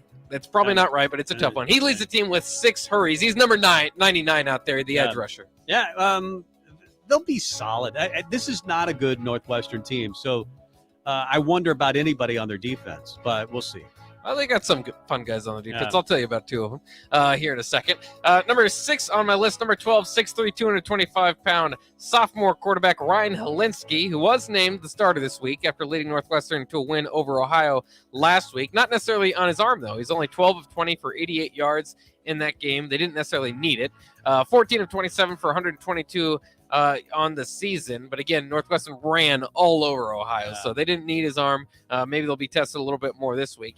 He was a transfer over from South Carolina, started for Will Muschamp in the Gamecocks in 2019, threw for 2,357 yards, 11 touchdowns, and 5 interceptions on 58%. So he's solid, but just because he starts the game doesn't mean he'll finish the game. They've been playing a quarterback chair over there, or musical chairs at quarterback there. Hunter Johnson started the season, threw 3 touchdowns versus Michigan State. He was benched versus Duke after throwing 3 interceptions in the first half.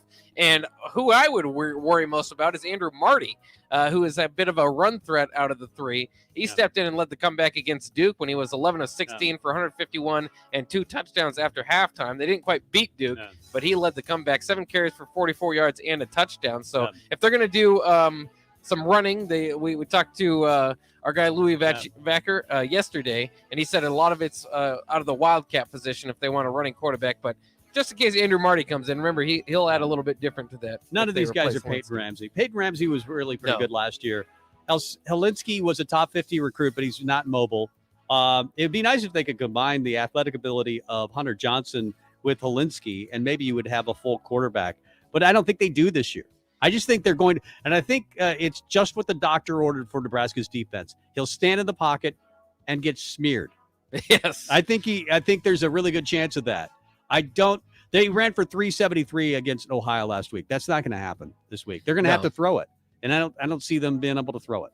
And when they do throw it, maybe their number 1 target at number 5 on my list is number 5 on the football field, 5'10", 180-pound junior wide receiver Stephon Robinson. He's a transfer from Kansas. For his career, he's got 90 receptions for 1,285 yards and 10 touchdowns. His 15 catches this year is tied for the team lead with 193 yards as well. Other guys to look out for, Bryce Kurtz and Malik Washington at wide receiver. Kurtz has 193 yards. Washington has 107. Those are the only 3 above 100 this year. There you go. Okay. And nothing to be too scared of. Another mediocre guy, it looks like. Yeah, nothing to be too scared of. Yeah. This is probably my number 4 is probably my favorite guy in the team.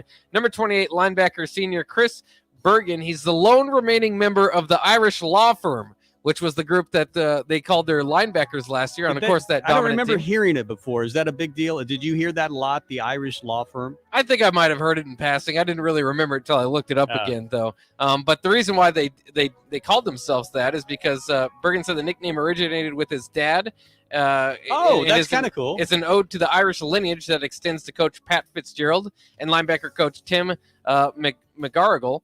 And but the Irish law firm last year had Patty Fisher and Blake Gallagher to go along with Bergen. So there are a lot of Irish names there.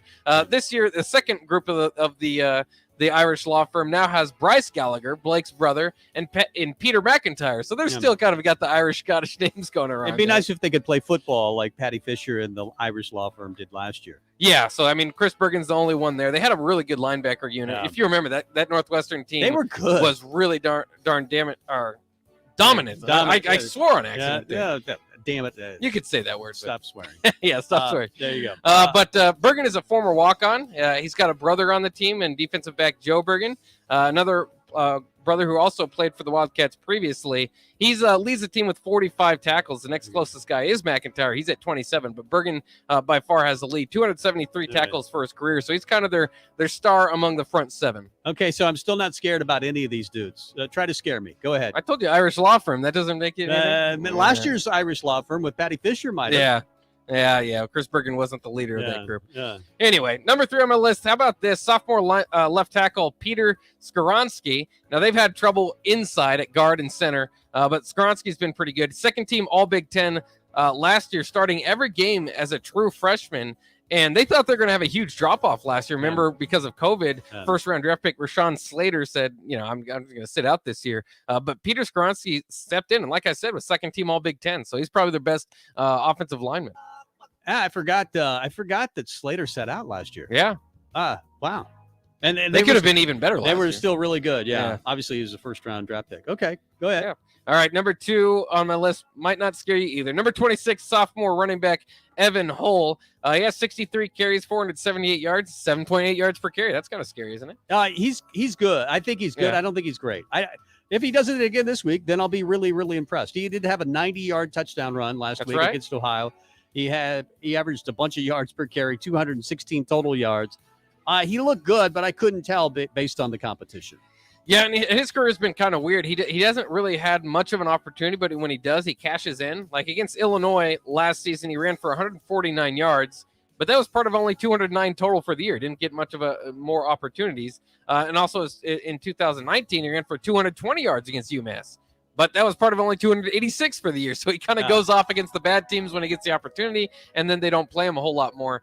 His career, 11 carries for 16 yards against Nebraska. So hopefully Nebraska can keep that pace going. But he's got a couple backups, Anthony Tice and Andrew Clare, who both have, Tice has 168 yards, Clare has 148. They'll also come in spot play as well. Nebraska shut down Kenneth Walker. He's not as good as Kenneth Walker. And I don't think his offensive line is as good. No, not this Northwestern offense. This should be a good week for Nebraska's defense to improve on their numbers so far. The best player on Northwestern is number 16 sophomore safety Brandon Joseph. He tied for the FBS lead last year with 6 interceptions as an AP first-team All-American. Again, as a freshman, he got his first pick of the year last week against Ohio. I mentioned he had that in the kick return game. It can be scary. The punt return game, 64 yarder against Illinois State. For the year, he's got 26 tackles, an interception, and a fumble recovery for this season. He's not, safeties don't often get picked in the first round. But there was some talk, he's young, but he's big, and he's got a good upside for him, and obviously a good season last year. It's just gonna be harder to get those numbers with less guys around him. Remember, Josh Bullock's had 11 picks in 2003. Then some of those guys graduated. It's hard to replicate those numbers. Well, you had Slater, who was a first-round draft pick, and they had another. Greg Newsom. That Newsom really helped. He was really good as well. I don't think they've ever had 2 first-round picks. No. Northwestern. So they're missing a lot of talent from last year's team. They've got a brand new defensive coordinator. They've got a few good players. They don't have a quarterback. Hull's okay at running back. Their offensive line doesn't seem to be as good. I don't think they have enough weapons. I really think they're going to be challenged to be able to, challenge this defense at all for any length of time. For me, it's how does Nebraska's offense play and how do the special teams play? If they play solid, they should win this game by the 11.5 points they're favored by. Yeah, I don't want to already give you my prediction, but I do think Nebraska can win this one handily. Yeah, we'll give the score tomorrow.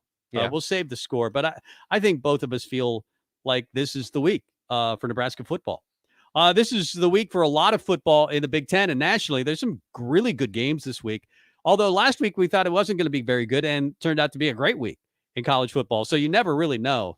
But we didn't do our Big Ten Blitz yesterday. So I want to go through every Big Ten game and look at what's going on this weekend in the Big Ten. We'll do that next. You're listening to Tom and Bock.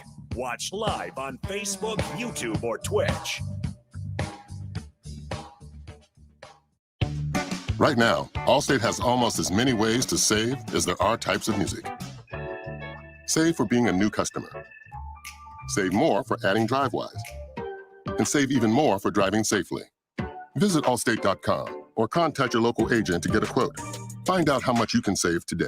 Allstate. Now that should be music to your ears. Not available in every state. New customer savings based on early signing discount. DriveWise is an optional feature. Savings vary based on how you buy. Subject to terms and conditions. Allstate Fire and Casualty Insurance Company and affiliates, Northbrook, Illinois. When everything is changing, you need a store that's a constant. A store that has the brands your family loves and the value that you need. A store where you can stock up, pick up, and drive up. A store that's close to home and feels like home. A store that puts the health and safety of you and your family above all else. And a store that's always here to help. At Kohl's, we don't know what next year will look like. We just know that we'll be here for you no matter what. Kohl's, here today, here to stay. See store or Kohl's.com for details. Hi, Sean Callahan here of HuskerOnline.com, inviting you to join us here on 93.7 The Ticket. Every Saturday morning now in our new time, we're on from 8 to 9 with the weekly Husker Online radio show. We'll give you the latest in recruiting. We'll talk about what's going on with both football, basketball, and we'll probably share a few stories from the inside. It's every Saturday morning right here on 93.7 The Ticket. It's the Husker Online radio show from 8 to 9 a.m. 93.7 The Ticket. Fox KFXL weather. Sponsored by Security First Bank. A relationship you can count on. Showers and thunderstorms will be a possibility throughout the day, but especially later this afternoon. We'll top out near 74 with winds turning out of the north-northwest at 10 to 15. Mainly cloudy tonight with a low down to around 59. Mostly cloudy tomorrow, but comfortable with a high of around 74 once again. I'm meteorologist Tim Wright for 93.7 The Ticket and theticketfm.com. Welcome to Friendly Neighbors. Welcome to maintenance-free living. Welcome to Carriage Glen. Welcome home. It's everything you'd want in an active 55-plus rental community right here in Lincoln. Spacious floor plans, numerous amenities, beautiful surroundings near Holmes Lake, and much more. Plus, with Carriage Glen's current move-in special, you can save thousands if you act now. Carriage Glen invites you to take a personal tour or visit them online at carriageglenoflincoln.com. Discover the place you'll love to call home. Century Electric is now hiring for experienced licensed electricians. This position will serve around the Lincoln area on both commercial and residential jobs. Century Electric is well established with 40 years in operation. It offers a substantial hiring bonus as well as tons of benefits. For more information or to apply, go online to centuryelectric.com and click the careers tab or call them at 402-467-5550. Come work for a great company today with Century Electric, whose commitment is always to their customers. It's homecoming week for Nebraska, and Brown's Shoe Fit is giving away free red Caterpie laces this entire week, no purchase necessary. Just come into Brown's Shoe Fit at 66 and Q this week through Saturday, and you'll walk away with free red Caterpie elastic shoelaces. Check out their comfort footwear for the game and take home new pairs of Hey Dudes, Brooks, New Balance, Danner boots, Keene or Merrill hiking boots, and more. Gear up for the fall at Brown's Shoe Fit at 66 and Q in Lincoln. Last year, the average starting pay for an SCC truck driver training program graduate was $44,720. Southeast Community College can now make that a reality in only 8 weeks with its professional truck driver training class starting in October. SCC's fleet of 12 trucks and professional instructors will prepare you for a new career. You'll end the course with your Class A CDL. Learn more about SCC's professional truck driver training class at southeast.edu/truckdriver. SCC, your path to possible. If you're struggling to get motivated to work out, you're not alone. And Farrell's Extreme Body Shaping is here to help. Build muscle, burn fat, and lose weight with Farrell's 10-week challenge starting October 2nd. Farrell's combines kickboxing with inclusive strength training and nutrition planning to help you stay on track. Go to fxblincoln.com to sign up, and if you mention the ticket, you'll get a 50% discount. It's the Farrell's Extreme Body Shaping 10-week challenge starting October 2nd with 2 locations in Lincoln. Experience an increased body fat, low sex drive, lack of energy, or general fatigue? Vitalize Health offers testosterone replacement therapy and peptide therapy to boost hormone levels and build muscle mass. Call Vitalize Health today at 402-413-0717 or go online to vitalizehealthnE.com. You're listening to Tom and Bock on 93.7 The Ticket and theticketfm.com.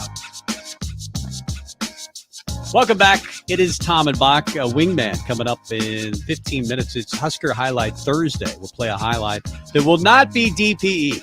Good morning, Kristen. I picked a lot, apparently, of punt returns, and apparently that's the best thing that we've had. Or maybe that just shows up on YouTube more often. That's the reason I see it, and I get excited. Hey, it's a very excitable place. Yeah.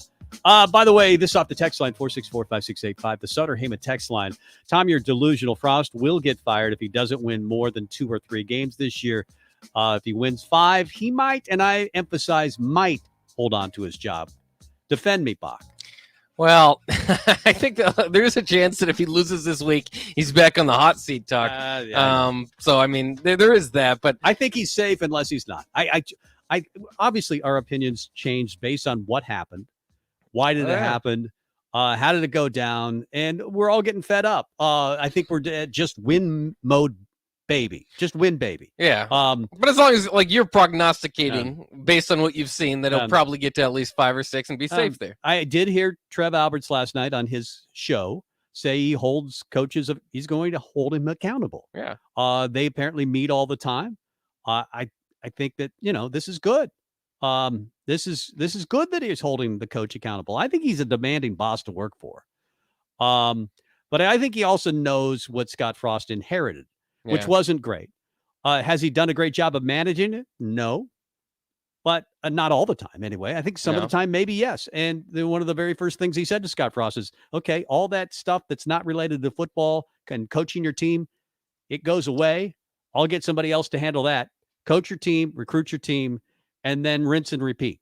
And I think now, I don't think the timeline started before, and this happens with some athletic director, before they get there. Like the athletic director just already has a preconceived notion of what's gone on and what will go on, and therefore the clock already started before he even got there. I don't think that's the case with Trev Alberts. I think he wants to get this thing done, and I think he would look like a hero, more of a hero, if he could do it with Scott Frost. That would make him look even better, right? If he didn't have to hire another coach, if he could get this thing done by helping Scott Frost do his job. Well, and I think we all knew because Frost coming in. Well, we didn't all know. I mean, some of us were hoping. I just remember the talk is he going to be the next Osborne? It's like, settle down. Maybe he could be the next Bo Pelini or somebody. He doesn't have to be one of the greatest coaches of all time. Right, with the greatest talent of all time. Right. And it still took that guy 22 years to win a title. So, it's kind of funny, those conversations we had. But I think a lot of people understood that he's a young coach. He's going to have to go through some growing pains. It's just, I think a lot of different hires would have won more games by now.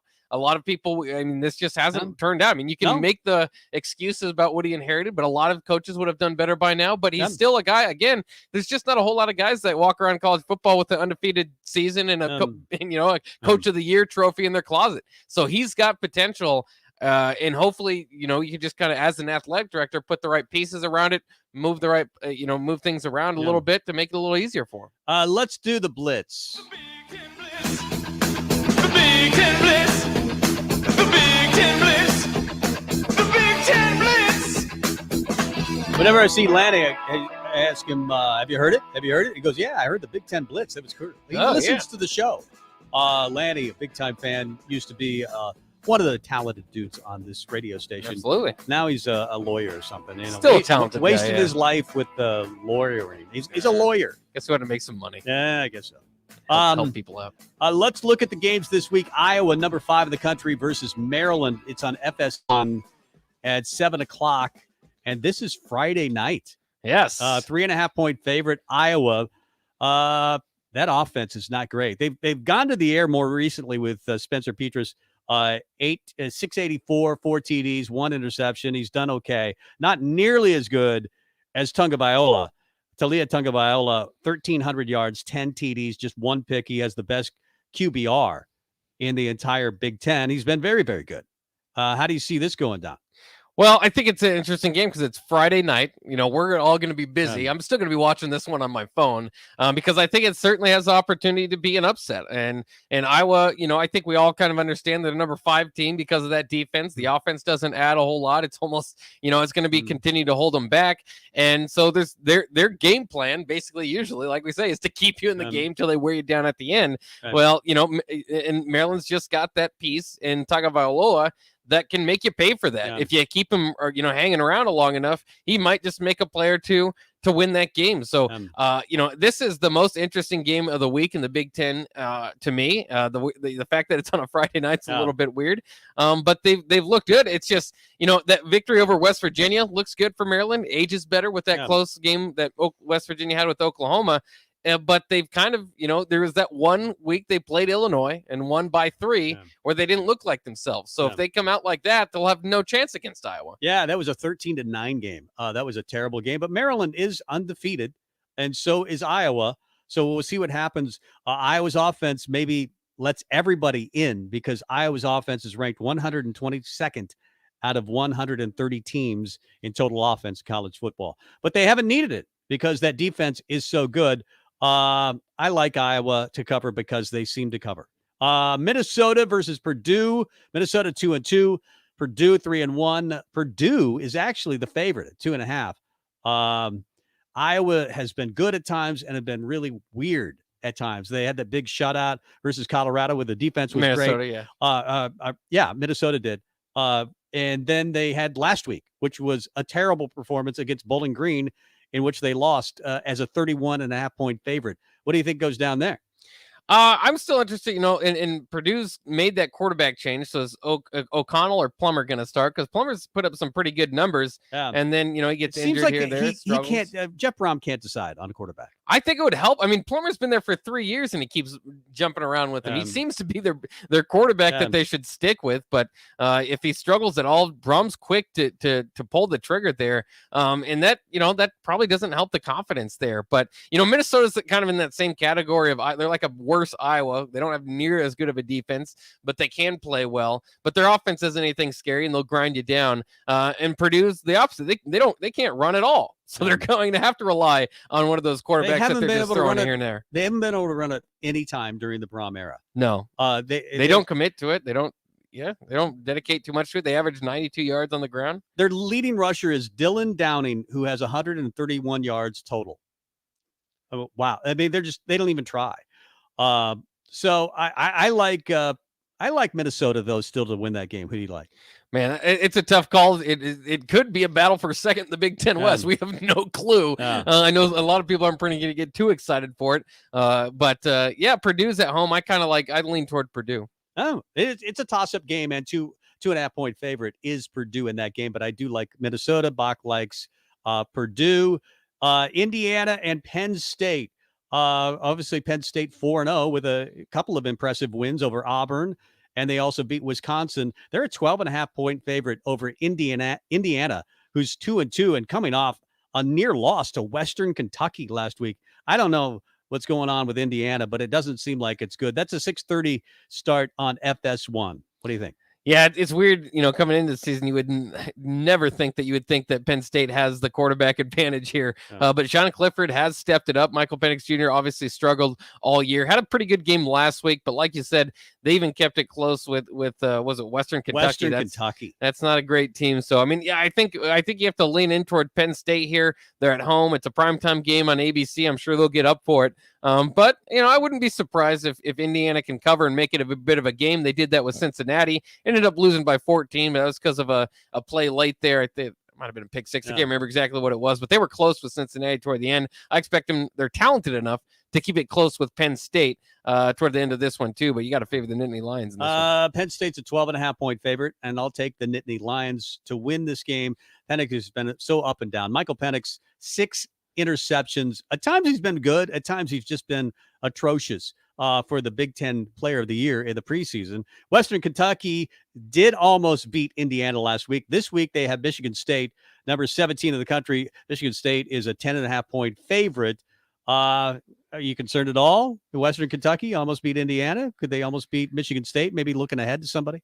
I mean, a little bit to a degree. You could see maybe a game. I don't see much of a game. Maybe into the second quarter or whatever. I think Michigan State will get back to what Michigan State was doing well before they ran into that black shirt defense, which is rely on Kenneth Walker, and then that allows their quarterback, based on play action and stuff, to look pretty good, Peyton Thornton. So I think Michigan State wins that one handily. I do too. I think they cover the 10.5. Ohio State at Rutgers. This is kind of interesting to me.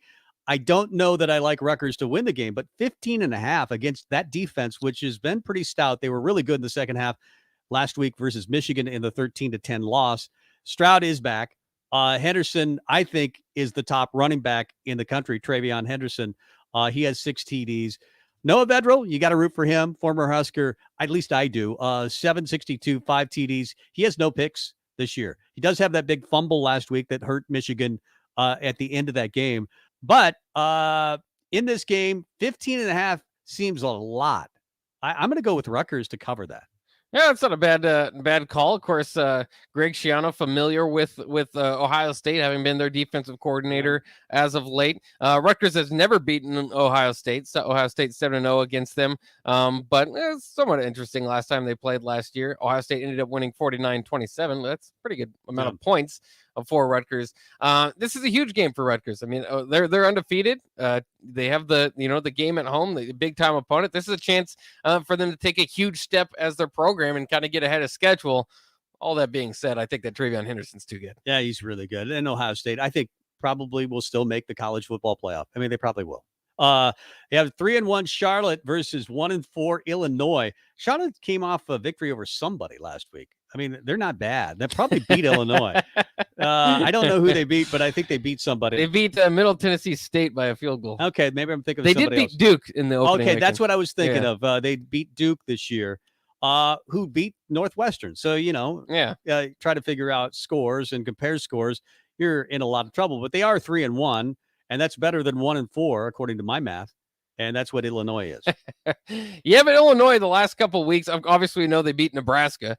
But their other Big Ten games, they lost by 3 to Maryland and by 4 to Purdue. And they're a little bit beat up, but I think that they can win this game. I think they're better than that record indicates. Not a whole lot better, but a little bit better than that record indicates. Unfortunately, in Champaign, if you want to go to that game, you can get tickets for $3 if you want to go see that. So that's some good college football action there. That'd be fantastic. Let's go to Champaign. Or not. Number 14, Michigan versus Wisconsin, not in the top 25 after losing to Notre Dame. They were leading in that game 13-10. Couple of pick sixes later, it was really, really bad. And then it ended even worse. Mertz is in his own head. Graham Mertz is not playing good football. They lose 41-13 to Notre Dame last week. This week, they're actually the favorite over Michigan. They're a 1-point favorite over number 14 Michigan at last check. What do you think? Well, I think it's going to be interesting. I mean, this is Michigan's was shut out a little bit in the second half last week as far as being able to run the ball, and it showed. They're still we're kind of seeing what they can do if they have to pass the ball. Rutgers shut them down, and they only beat Rutgers by 7. I just don't trust Graham Mertz to make the plays to win the game because he hasn't been able to do that. 6 picks this year. Yeah, it's been ugly. 3 last week. I'll go with Michigan, but they're very one-dimensional, and that's a really good defense. So Michigan's defense is pretty solid, so I think that they can do it well against Wisconsin. But Wisconsin only allowing 212 yards per game. That's a feisty defense. And 2.3 yards a carry, like 2.2, 2.3 yards a carry. That's a very good Wisconsin defense. I think that they'll fix Mertz this week. They'll make him throw less interceptions. I think that Paul Chryst is still a pretty good coach, and they'll figure out a way to win at home against a Michigan team that I don't know how good they are. I sure hope Michigan wins so that Nebraska, that game can be built up a little bit more, because this is big noon kickoff, so people are going to be watching. And if Michigan gets a win, that shine might brighten up enough to get them in the top 10. Game day? I don't know about game day. Game days. I think Tapper mentioned that last week or earlier this week. No, game day is not coming next week. No, there's a really good schedule next week. They got a pick of the litter. But it would be nice to get a big noon broadcast. That'd be great. Well, they got a 6:30. It's an ABC. It's going to be prime time. It's going to be good. That's right. They're not going to move that game. It's obviously a night game, a third night game in a row. But yeah, it's going to be a big deal. if Michigan is undefeated. I know my cousin's coming to town. So that'll be great. I get to see Greg again. Ryan Tabb's coming to town. Ryan Tabb is coming. My cousins is coming. Yeah. What more do you people want? Barry Swanson will have his tailgate. Yeah. But all of our friends, we'll just talk about them. I would rather do noon games than these late night games, but really, I just would. I would. I've always felt like 2:30 games. It doesn't matter what the Husker game, you build your day around it, so it doesn't matter. But I always thought the 2:30 time slot, which CBS does really well and puts their SEC game of the week on. For me, that's always kind of my break. I'm so excited about 11 a.m. that I'll watch all those games, and then I'm going to be prepared for the big games that happen at night. But the 2:30, but I'll get suckered into those CBS games a lot. Let's get to break. 464-5685. It's Wingman time. Your chance to win $15 to Buffalo Wings and Rings. It's Husker Highlight Thursday on Wingman. So I played the highlight. We bleeped it. DPE? Is it DeMornay Personnel? Could be DeMornay. It's usually, he actually had a good punt return. No, not against this team. I don't remember having a great Northwestern. It could be a Northwestern highlight. It may not be. Who knows? But your chance to win is coming up. 464-5685. Wingman is next. Download our app by searching 93.7 The Ticket in your app store to stay in touch and listen all day long wherever you are. This is Tom and Bock. It's homecoming week for Nebraska, and Brown's Shoe Fit is giving away free red Caterpie laces this entire week. No purchase necessary. Just come into Brown's Shoe Fit at 66 and Q this week through Saturday, and you'll walk away with free red Caterpie elastic shoelaces. Check out their comfort footwear for the game and take home new pairs of Hey Dudes, Brooks, New Balance, Danner boots, Keen or Merrill hiking boots, and more. Gear up for the fall at Brown's Shoe Fit at 66 and Q in Lincoln. Hi, this is Kurt, your shop manager at A1 Automotive here in downtown Lincoln. My promise to you is this: you won't find another automotive repair facility that genuinely cares about you and your vehicle. Our service is outstanding and our customer service is better. Please give me a call for all your automotive repair questions and needs. Call me at 402-477-4660. We were built on small town values, and that shows in how we treat others. A1 Automotive, always honest answers. Welcome to Friendly Neighbors. Welcome to maintenance-free living. Welcome to Carriage Glen. Welcome home. It's everything you'd want in an active 55-plus rental community right here in Lincoln. Spacious floor plans, numerous amenities, beautiful surroundings near Holmes Lake, and much more. Plus, with Carriage Glen's current move-in special, you can save thousands if you act now. Carriage Glen invites you to take a personal tour or visit them online at carriageglenoflincoln.com. Discover the place you'll love to call home. Want a free pair of Nebraska football tickets? Head to theticketfm.com's contest tab and register for a free pair of tickets each week of a home game, courtesy of Ben Bleicher with Professional Realty Group of Woods Brothers and 93.7 The Ticket. This is your High School Minute. With your Southeast Community College High School Minute, I'm Ethan Petrick. It was a rough week for Lincoln football teams as the 8 schools combined to go only 2-6 in Week 5. In Class A football action, Lincoln High fell to Columbus 28-23. Lincoln Southwest gave up 22 second-half points to lose to Papillion La Vista South 30-11. North Platte was too much for Lincoln Northeast as the Bulldogs beat the Rockets 37-14. In a cross-city matchup, the Lincoln East Spartans beat the Knights of Lincoln Southeast 47-10.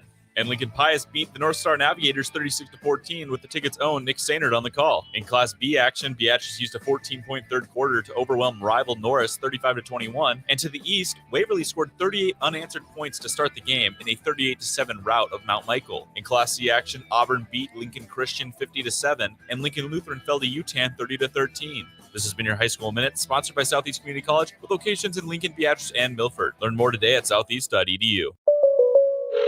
State Farm, this is Bill. It finally got me, Bill. What's that, Rick? The Clark Street crater, the mother of all potholes. Oh. Year after year, it's tormented the people of this town. It got me good. But you know, State Farm's got you too. You hear that? You ain't nothing. You trash talking a pothole? Yes, I am. Go with the one that's here to help life go right. State Farm. Call your local State Farm agent, Vinnie Creek, 474-1173.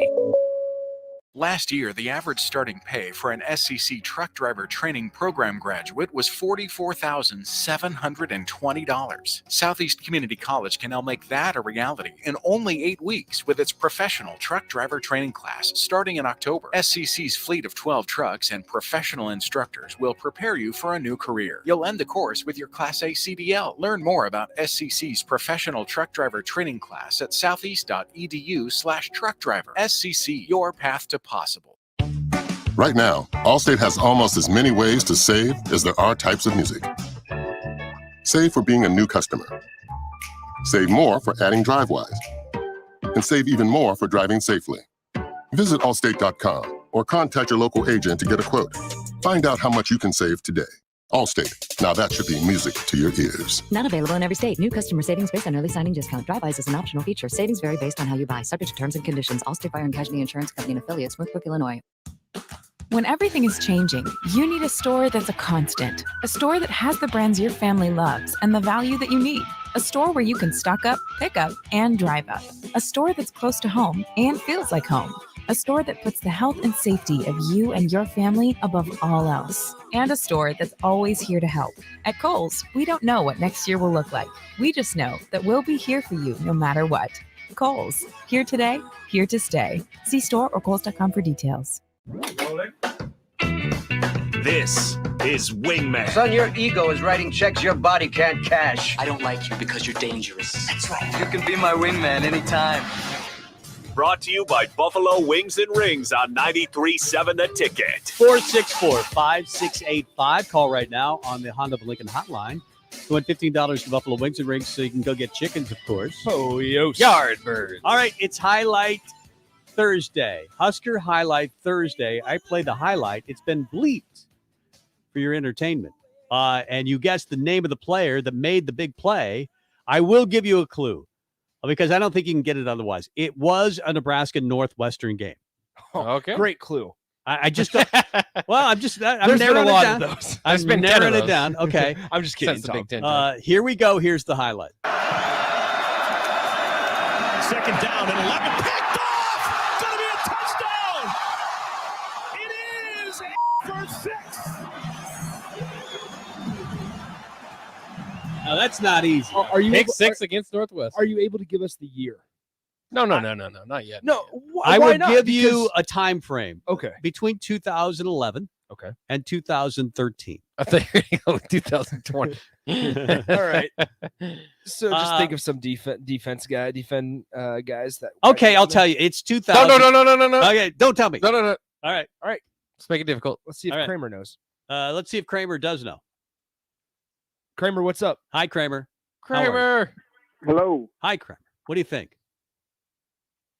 Oh, let's say no wingman today, is there? No, there's a wingman. I am the wingman. You got so help from wingman. Oh, if it's Need some help? if it's what do the wingmen think today? okay, so if it's 2013, I just want to name some guys that were on that defense, if I remember correctly. I know. So it sounded like a Nebraska pick six. That was the years that David Santos was there. Ciante Evans, Corey Cooper was part of that defense. But those are somewhat of defensive backs, linebackers, or if it was a defensive line, I know Avery Moss was on that defense. I don't know, man. Just take a stab. Let's go Corey Cooper. Was it Corey Cooper? It was not. Oh, It's not right. Corey Cooper. That Corey Cooper. I don't think I have the actual highlight here, the unbleeped highlight. So if we could get that. I think we have another phone call. All right, but let's take another call. Hi, who's this? He's not here yet. He's not here yet. Oh, He's there. He's here. He's there. What's his name? His name. We know Quick, his name. faster. We're waiting. There's another call. Rico, we need you. We need you. We need Rico. It's time to panic. Jared. Jared, what do you think? Is it Marcus Newby? Is it Marcus Newby? No, it was not. Marcus Newby. It was Good not guess, though. a He's on those Nebraska defenses. defensive back. Okay, so if it's not a defensive back, there's David Santos, there's Avery Moss, there's you guys may not get this one. 2013. You guys may not. Okay, so we have Dave. You guys right? may not get this one. Dave might get it. Dave, do you know who it is?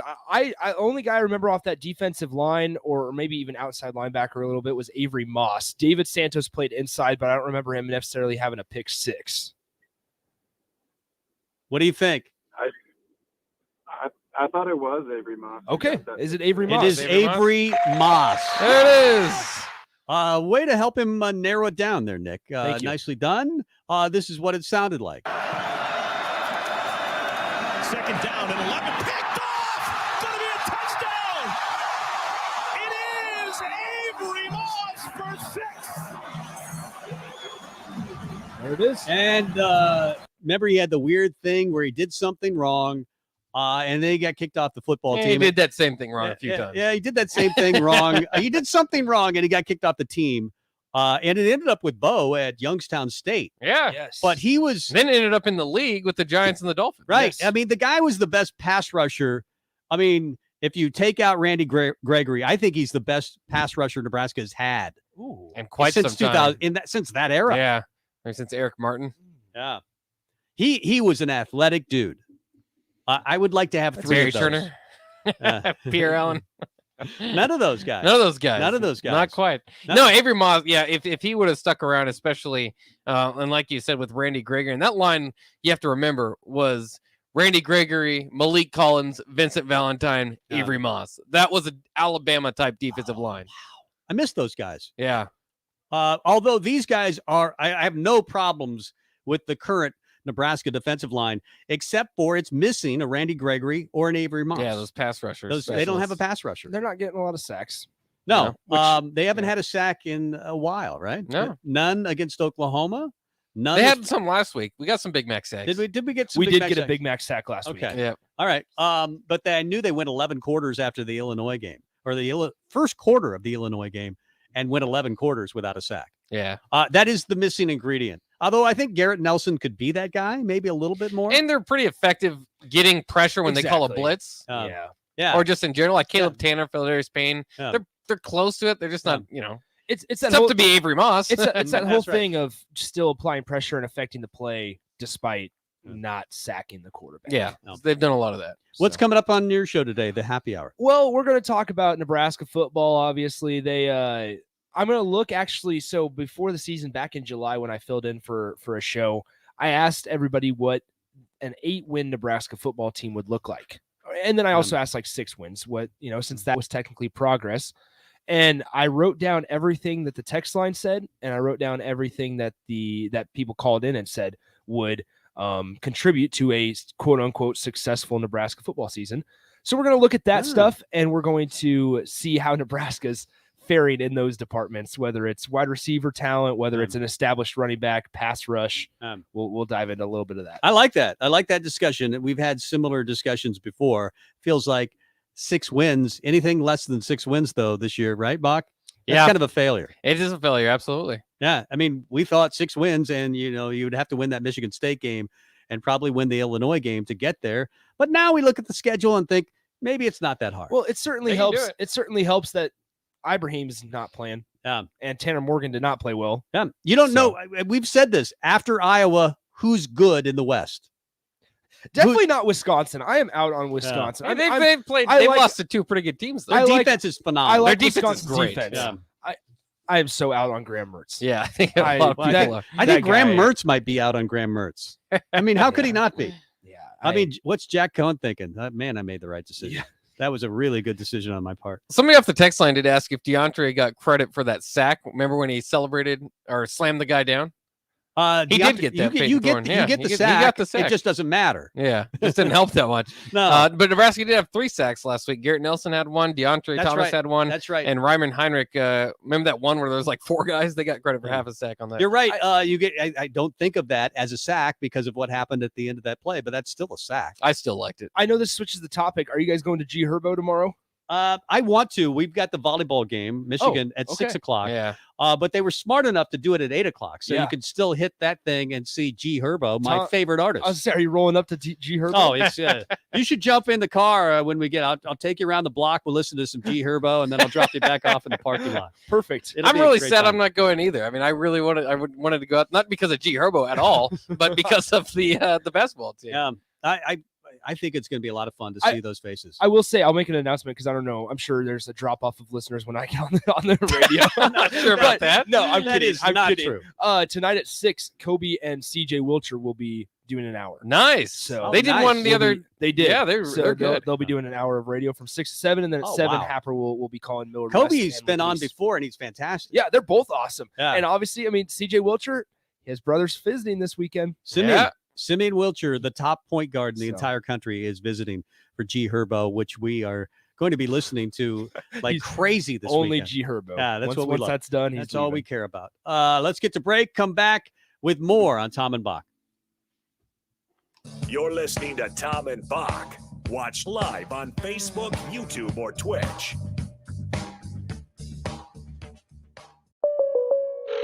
State Farm, this is Bill. It finally got me, Bill. What's that, Rick? The Clark Street crater, the mother of all potholes. Oh. Year after rim-wrecking year, it's tormented the people of this town. It got me good. But you know, State Farm's got you too. You hear that? You ain't nothing. You trash talking a pothole? Yes, I am. Go with the one that's here to help life go right. State Farm. Call your local State Farm agent, Vinny Krekak, at 402-474-1173. It's homecoming week for Nebraska, and Brown's Shoe Fit is giving away free red Caterpie laces this entire week, no purchase necessary. Just come into Brown's Shoe Fit at 66th and Q this week through Saturday, and you'll walk away with free red Caterpie elastic shoelaces. Check out their comfort footwear for the game and take home new pairs of Hey Dudes, Brooks, New Balance, Danner boots, Keen or Merrill hiking boots, and more. Gear up for the fall at Brown's Shoe Fit at 66th and Q in Lincoln. Tailgating is back, and Sartor Heyman Jewelers is offering a deal that'll really fire you up. Receive a free Traeger grill with a purchase of $2,500 or more. Take advantage of interest-free financing with no money down. Sartor Heyman has dazzling jewelry in every price range, so buy her the diamonds she's been dreaming of and get instantly rewarded with a free Traeger grill. Offer ends soon, so hurry in and get them while they're hot. Sartor Heyman Jewelers, a Nebraska tradition since 1905. 93.7 The Ticket, Fox, KFXL weather. Sponsored by John Henry's Plumbing, Heating, and Air Conditioning. Showers and thunderstorms will be a possibility throughout the day, but especially later this afternoon. We'll top out near 74 with winds turning out of the north-northwest at 10 to 15. Mainly cloudy tonight with a low down to around 59. Mostly cloudy tomorrow, but comfortable with a high of around 74 once again. I'm meteorologist Tim Wright for 93.7 The Ticket and theticketfm.com. Welcome to Friendly Neighbors. Welcome to maintenance-free living. Welcome to Carriage Glen. Welcome home. It's everything you'd want in an active 55-plus rental community right here in Lincoln. Spacious floor plans, numerous amenities, beautiful surroundings near Holmes Lake, and much more. Plus, with Carriage Glen's current move-in special, you can save thousands if you act now. Carriage Glen invites you to take a personal tour or visit them online at carriageglenoflincoln.com. Discover the place you'll love to call home. The dangers of secondhand smoke are well known. But what about secondhand aerosol, which is created when using e-cigarettes? Science already shows a secondhand aerosol can contain nicotine, heavy metals, and cancer-causing agents. Eliminating exposure to secondhand aerosol is an important step to keeping everyone safe. Breathe easier knowing the facts. For help quitting, call the Nebraska Tobacco Quit Line, 1-800-QUIT-NOW, 1-800-784-8669. Paid for by Tobacco Free Nebraska. Aired with the Nebraska Broadcasters Association and this station. Hi, Andy Neal of Cartridge World. We are not a big box store that sells everything and specializes in nothing. Cartridge World is your local expert when it comes to streamlining office printing and scanning. No big box can match our proven no-cost lease program. We customize solutions that supply you with multifunction printers and all the required service just for buying cartridge roll, ink, and toner at a 30% savings. Call for a no-cost consultation, 464-3455, or go online to cartridgeworld.com. This is Lincoln's home for sports talk on the FM dial. Also online at theticketfm.com. On the internet, KNTK FM Firth, 93.7 The Ticket. This is Tom and Bock, coming at you live from Coppell Chevrolet GMC Studios in the heart of Lincoln, America, on 93.7 The Ticket and theticketfm.com. Here are your hosts, Tom Stevens. You know, we failed, but I thought it was a great effort. I thought that the plan was laid out perfectly. Jake Bockoven. I'm not sure I get my point across properly. I'm sure I don't do a good job of explaining what I mean. Tom and Bock starts now. Up. Neither team has a timeout remaining. This should be the final play of the game unless there's the defensive penalty. Look for a hook and ladder. Hook and lateral. Got to get rid of it. Throw it up there. Kellogg's throw. It's going to be tipped and caught. It's caught. It's caught. It's a touchdown, Western Tabs. Is that better than the Davison catch, which won an ESPY? I don't think so. 2013. The circumstance, it didn't lead to a national championship, and Davison's catch did over Missouri. Yeah. But it was still probably the best play that's happened in Nebraska football. Amir Abdullah might be in that conversation, although it was McNeese State when Amir beat those guys. I mean, last moment, dramatic fashion win. You can't get much better than that. I remember sitting in the West balcony thinking, Heidi, they're going to lose this game. They're going to lose this game. And then they didn't win this game. And why is Ron Kellogg out there in the first place? And then the fourth down at 11, where Amir is amazingly not tackled short of the first down. He gets the extra yardage necessary. And then the Wester catch, Kellogg to Westerkamp. It was amazing. I mean, that was a great moment. And maybe the best moment we've had since then. I mean, what's a better moment than 2013 for Nebraska football in recent history? Yeah, it's hard to think of one. Again, I mean, you keep going down that line of the Brandon Riley catch was great, but then that team was 3-6, so you're kind of moving down the line there. But yeah, Jamal I think Turner beating Michigan State was cool. I mean, there were a few cool, but that's not like a spectacular play. It's like an out route or something. Right. I mean, this was a spectacular play. Amir, you can't count that because it was McNeese State, and that was an FCS program. That's about as good as it got. Any Hail Mary is about as good as it gets. I mean, those things get replayed. You can kind of think of the Cordell Stewart one. You kind of think of the one where it was LSU in Kentucky, and they already poured the bath over the LSU player, and the Kentucky ended up winning on a Hail Mary. Those type of catches go down in history, not just for that school, but for college football highlight reels for the rest of time. Yeah. That was a great moment. And it was a terrible moment because I was thinking they're going to lose. And then it was a great moment. That's what kind of made it a great moment. When, I remember the Vikings were going to miss the playoffs, and Ramad Rashad on a Hail Mary catches a pass, and he dances around 6 guys that should have tackled him. It was against Cleveland. They win the game. They go 9-7. They make the playoffs. I mean, it wasn't a good Vikings team. It was a bad Vikings team. But it was awesome, and I remember it vividly. And Amir had like a dump down pass on fourth that kind of led that to keep going, to have a chance at that. That's what I mean. On fourth down 11, that play might have been better than the Hail Mary in some ways. To get the first down, because he was 5 yards short of the first down when he caught it, and there were 3 guys around him, and he made them all miss and got the first down. Yeah, it was fun, and that did. I mean, obviously at that point in time, the pressure on Bo was heating up quite a bit, and it was going to be a bad week. It was going to be a tough, toxic week to lose that game, and that kind of turned things around for a bit there. And the sad thing is, I'm thinking about it right now. Westerkatch's catch was among the best, but they've had so many opportunities for better moments or just as good. The overtime loss to Miami, the 2 overtime losses to Northwestern, Michigan State this past weekend, Oklahoma the week before. Even those Colorado wins would have felt special. The Ohio State potential win in 2018. Frost has been so close to many moments like Bo Pelini had there in 2013, and probably better moments. And Nebraska's just not been able to do it. That's what's so frustrating. When you think about Pelini, actually, they had a lot of magic in some of those teams. They were always losing the turnover margin. They were always, not always, but a lot of times they had more penalties. They were undisciplined, and that they would win those games. But Nebraska, it didn't look like this, to be fair. This team has taken bad special teams and undisciplined penalties to a whole new level. But you got to admit, Nebraska got a little lucky. They always had great kickers with Bo Pelini. Yep. And they were not bad in special teams usually, but they did go from pretty bad to really, really good with good kickers. And then you add DPE, Demorne Pearson-Nell.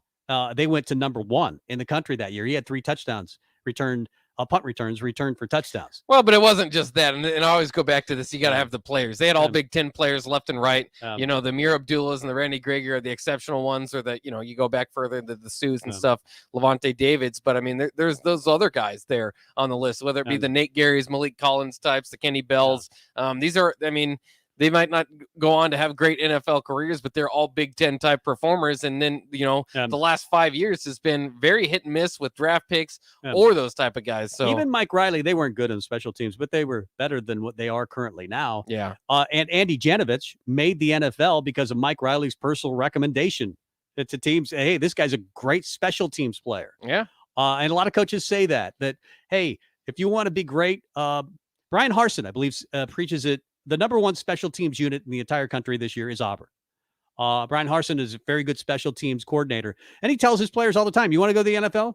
Play special teams, because you'll have to play special teams in the NFL, especially when your first 3 years. Yeah. And probably your whole career, you'll be on special teams. Well, and Bill Belichick has said Rex Burkhead's one of the rare 4-down players because of how much he does on special teams. So, I mean, it does. I mean, for a lot of those young guys, especially if you want to get some sort of position, a chance in the league, you could play well on special teams, maybe a third or fourth on the depth chart, and then, work your way up.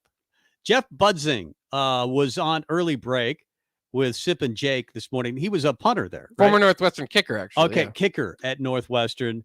And he had this to say to Sip and Jake about making kicks and getting to class on Monday? This one's just kind of the funny story. Okay, well, should I play the serious one first? Play the serious one first, and we'll get to that one, yeah. The emphasis on special teams. Here we go. That's a good question. I think it's coach speak for every coach in college to talk about how much they care about special teams. And I can't speak for Coach Frost, but I know Coach Fitzgerald at Northwestern. That's how we start the day with meetings. That's how we end the day. And it's a very involved thing. And when we start to see some sloppiness from an opponent, not Nebraska necessarily, but anybody who's putting punts on the ground, maybe missing blocking assignments, that really gets our special teams playbook a little bit more open. Our players know about that. Our coaches do such a good job of finding stuff like that out. So, you put it on film once, it stays for a while, and that's what I learned, good or bad.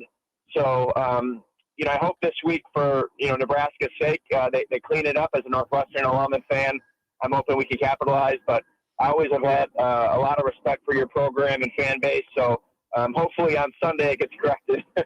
There's Jeff Budzing, former kicker at Northwestern, and a really good one was on early break. Should we play the other funny story then? Yeah, it's not funny for him, but it's relatable, I think, for a lot of athletes. All right, it's Jeff Budzing talking about missing a kick and then missing class on Monday? Then going to class. Then going to class. Okay, here we go. So this is probably the perfect example for this.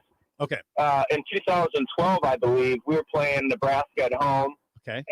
Funny story about that. And we're driving. We're down 1 point, 29 to 28. Yeah. And I go out for a 53-yarder, miss it by about 2 inches right, lose the game. And I remember walking off the sideline, and Brian Mulrow, one of our team captains and no lineman, was the first guy to give me a hug. Yeah. And, telling me, you're our guy. And that was the only kick I missed that year. Obviously a pretty impactful kick, which was a bummer. Yeah. But then on Monday I go to class, and the teacher, the professor's asking what everyone did this weekend, and the girl next to me before I go goes, well, I'm from Nebraska. I'm the first person in 3 generations to not go to Nebraska-Lincoln. And our dumb kicker missed that field goal. I cried all the way back to my dorm. Oh, no. And I'm going next. Oh, God. So that was a tough deal. But, did she know who you were?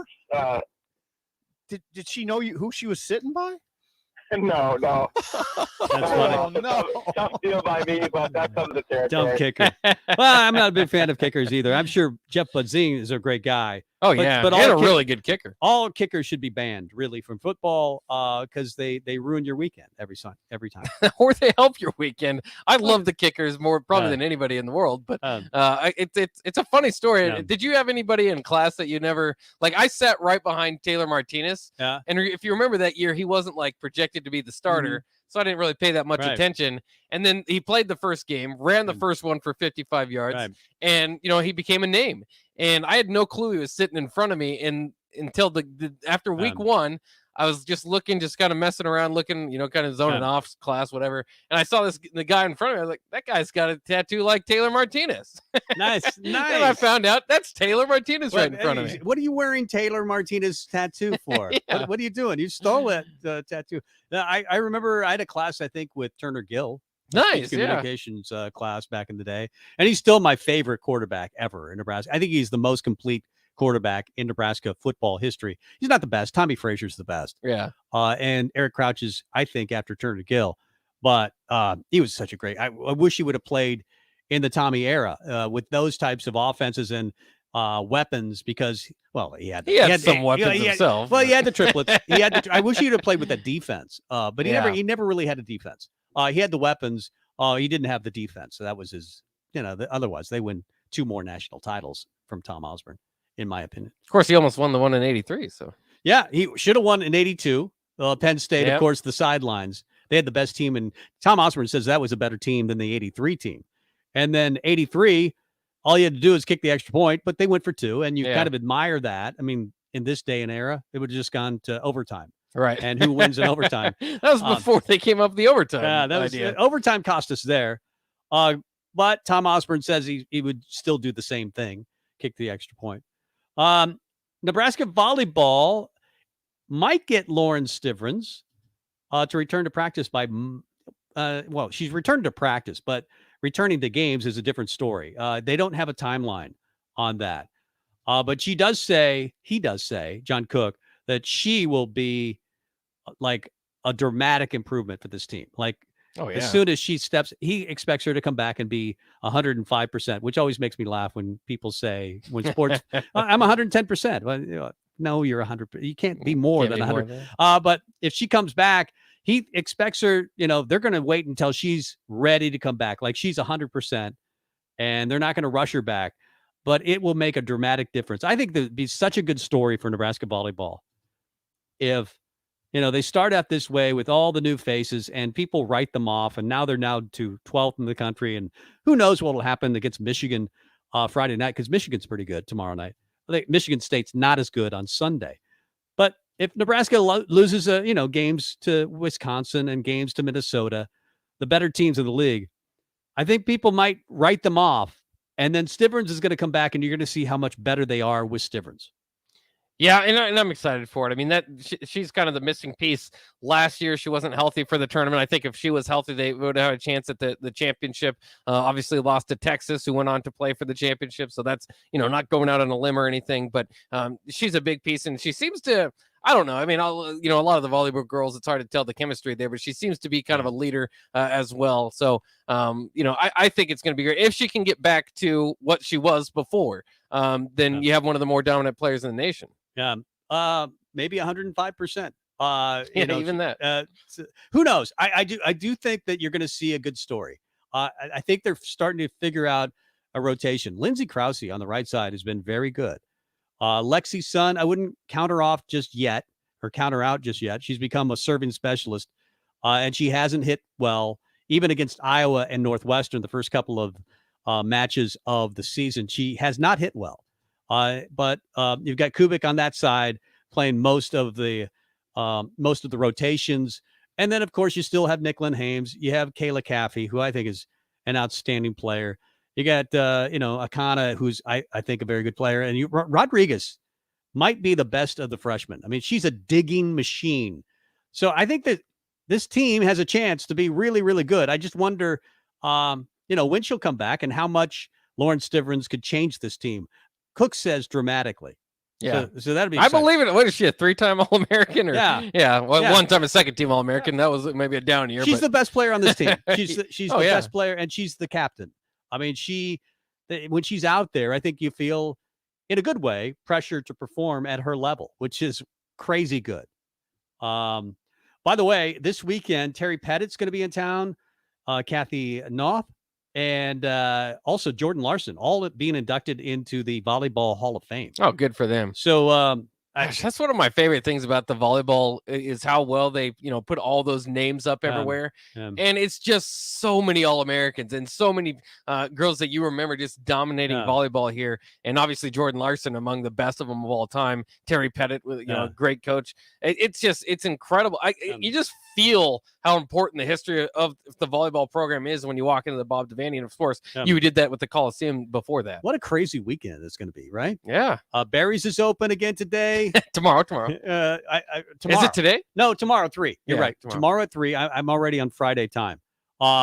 You've got, of course, G Herbo is here. That's right. That starts at 8 Couple o'clock. of 5 stars maybe in the building. Yeah, definitely. Not maybe. Yeah, one of them is going to be playing, and two of them are going to be there. I'm a little anxious about that because they're both 2023 guys, so it's a ways off. I'm trying not to get too excited about Husker volleyball. I wish they were 2022 guys, so you'd feel like they had to sign, like because those guys can change their mind or just go in the draft. Like those guys are so good, they can decide, I'm going to the lottery. Play G League or something. I'm not gonna do that. So you got that G Herbo, Nebraska basketball practice at 8 o'clock, but before that, volleyball at 6 o'clock. And then volleyball again on Sunday. I think both those matches are televised on BTN, and Nebraska versus Northwestern, 6:30 Saturday night. So this is going to be the best weekend maybe of the year so far. It has to be right up there. It's going to be fun in Lincoln. That's for sure. I think I'm going to try to go to the volleyball game. Hopefully they'll sweep them, Michigan, and I can go over to see G Herbo. But I really don't care about G Herbo. Yeah, just the I want to see somebody dunk, and I want to see Keisei shoot. I'm buying the hype. I know the text line is ripping me for buying the hype, but why would Fred Hoiberg feed the hype by saying this is the best shooter I've ever been around, and just to say that? Yeah, I don't think he would just say that to put a bunch of pressure on a guy that can't shoot. He can certainly shoot, but that's just it's just elevating the expectations for him, and I don't think he would do that, like you said, unless he believes he can get it done. So it's going to be fun to watch that. I think the women's basketball team, who was streaky last year, but really when they played well, could play against the top 25. They'll be out there too for Amy Williams. So it's if you like Nebraska sports, this is the weekend to be here. This is fun. This is why we live. This is why we're alive for these types of weekends. And as somebody points out on the text line, 464-5685, Barry's is reopening, and Barry Swanson's tailgate is reopening. It's going to be there, yeah. I have to decide, do I go to Barry Swanson's tailgate, who does exist, or do I go to Barry's reopening, which is tomorrow and Saturday? It's very exciting for all of us. Let's get to break and come back with Mitch Sherman. It's been a while since we've talked to the whole full week since we've talked to Mitch Sherman of The Athletic. He always writes great stuff about Nebraska football, and we'll talk to him about it coming up next. Download our app by searching 93.7 A Ticket in your app store to stay in touch and listen all day long wherever you are. This is Tom and Bock. The dangers of secondhand smoke are well known. But what about secondhand aerosol, which is created when using e-cigarettes? Science already shows a secondhand aerosol can contain nicotine, heavy metals, and cancer-causing agents. Eliminating exposure to secondhand aerosol is an important step to keeping everyone safe. Breathe easier knowing the facts. For help quitting, call the Nebraska Tobacco Quit Line, 1-800-QUIT-NOW, 1-800-784-8669. Paid for by Tobacco Free Nebraska. Aired with the Nebraska Broadcasters Association and this station. 93.7 The Ticket. Fox KFXL weather. Brought to you by Bryant Air Conditioning, Heating, Electrical, and Plumbing. Showers and thunderstorms will be a possibility throughout the day, but especially later this afternoon. We'll top out near 74 with winds turning out of the north-northwest at 10 to 15. Mainly cloudy tonight with a low down to around 59. Mostly cloudy tomorrow, but comfortable with a high of around 74 once again. I'm meteorologist Tim Wright for 93.7 The Ticket and theticketfm.com. Welcome to Friendly Neighbors. Welcome to maintenance-free living. Welcome to Carriage Glen. Welcome home. It's everything you'd want in an active 55-plus rental community right here in Lincoln. Spacious floor plans, numerous amenities, beautiful surroundings near Holmes Lake, and much more. Plus, with Carriage Glen's current move-in special, you can save thousands if you act now. Carriage Glen invites you to take a personal tour or visit them online at carriageglenoflincoln.com. Discover the place you'll love to call home. In every office, there's two types of people. There are those who bring in bagels and those who eat the bagels that someone else brought in. Everybody likes the first person. Be that first person. Weekday mornings at 7:30, you have a chance to win a business box of bagels from Bagels & Joe. All you have to do is shut up, Sipple. 2 questions for you, 2 for Sip. Win, and the bagels are yours. Lose, well, you don't want to lose. You lost Monday. You lost Wednesday. You're a loser. Shut up, Sipple. Weekday mornings at 7:30, brought to you by Bagels & Joe. What are you doing, Sip? I thought the chickens could use some more light in their lives. So you're building what exactly? It's a motion-censored switchboard. Duh. Are you sure you know what you're doing? Of course. Ow! God! Ow! Seems like a job for a professional. Just one more wire. Yep, there you go, right there. Don't be like Sip. Call Joe at Ambition Electric for any of your electric needs at 402-217-3415. Tailgating is back, and Sartor Heyman Jewelers is offering a deal that'll really fire you up. Receive a free Traeger grill with a purchase of $2,500 or more. Take advantage of interest-free financing with no money down. Sartor Heyman has dazzling jewelry in every price range, so buy her the diamonds she's been dreaming of and get instantly rewarded with a free Traeger grill. Offer ends soon, so hurry in and get them while they're hot. Sartor Heyman Jewelers, a Nebraska tradition since 1905. Nguyen Vape is celebrating their grand opening with 20% off products all month long. They have the largest disposable vape selection in town and also carry Delta 8 and Delta 10 and various other moon rocks. If you're looking for help to relax, sleep, or ease pain, they have a variety of gummies you can choose from and Kratom that could help with pain relief, anxiety, and stress. You can't miss them right on the southwest corner of 27th and O Street. Nguyen Vape, your headquarters in Lincoln for vapes and Delta 8 or 10. If you're struggling to get motivated to work out, you're not alone. And Farrell's Extreme Body Shaping is here to help. Build muscle, burn fat, and lose weight with Farrell's 10-week challenge starting October 2nd. Farrell's combines kickboxing with inclusive strength training and nutrition planning to help you stay on track. Go to fxblincoln.com to sign up, and if you mention the ticket, you'll get a 50% discount. It's the Farrell's Extreme Body Shaping 10-week challenge starting October 2nd with 2 locations in Lincoln. Venue at Home is your answer for locally made, freshly prepared meals delivered to your door every week. Our meals come ready to heat and eat. With sizes for 2 people or 4, Venue at Home is perfect for busy people who want a quick, easy, and delicious meal option to share with your roommates or feed the whole family. Add on from our wide selection of appetizers, sides, desserts, alcohol, and more. Receive a discount on your meals by subscribing to get Venue at Home delivered every week. Visit venueathome.net to order today. That's venueathome.net. You're listening to Tom and Bock on 93.7 The Ticket and theticketfm.com.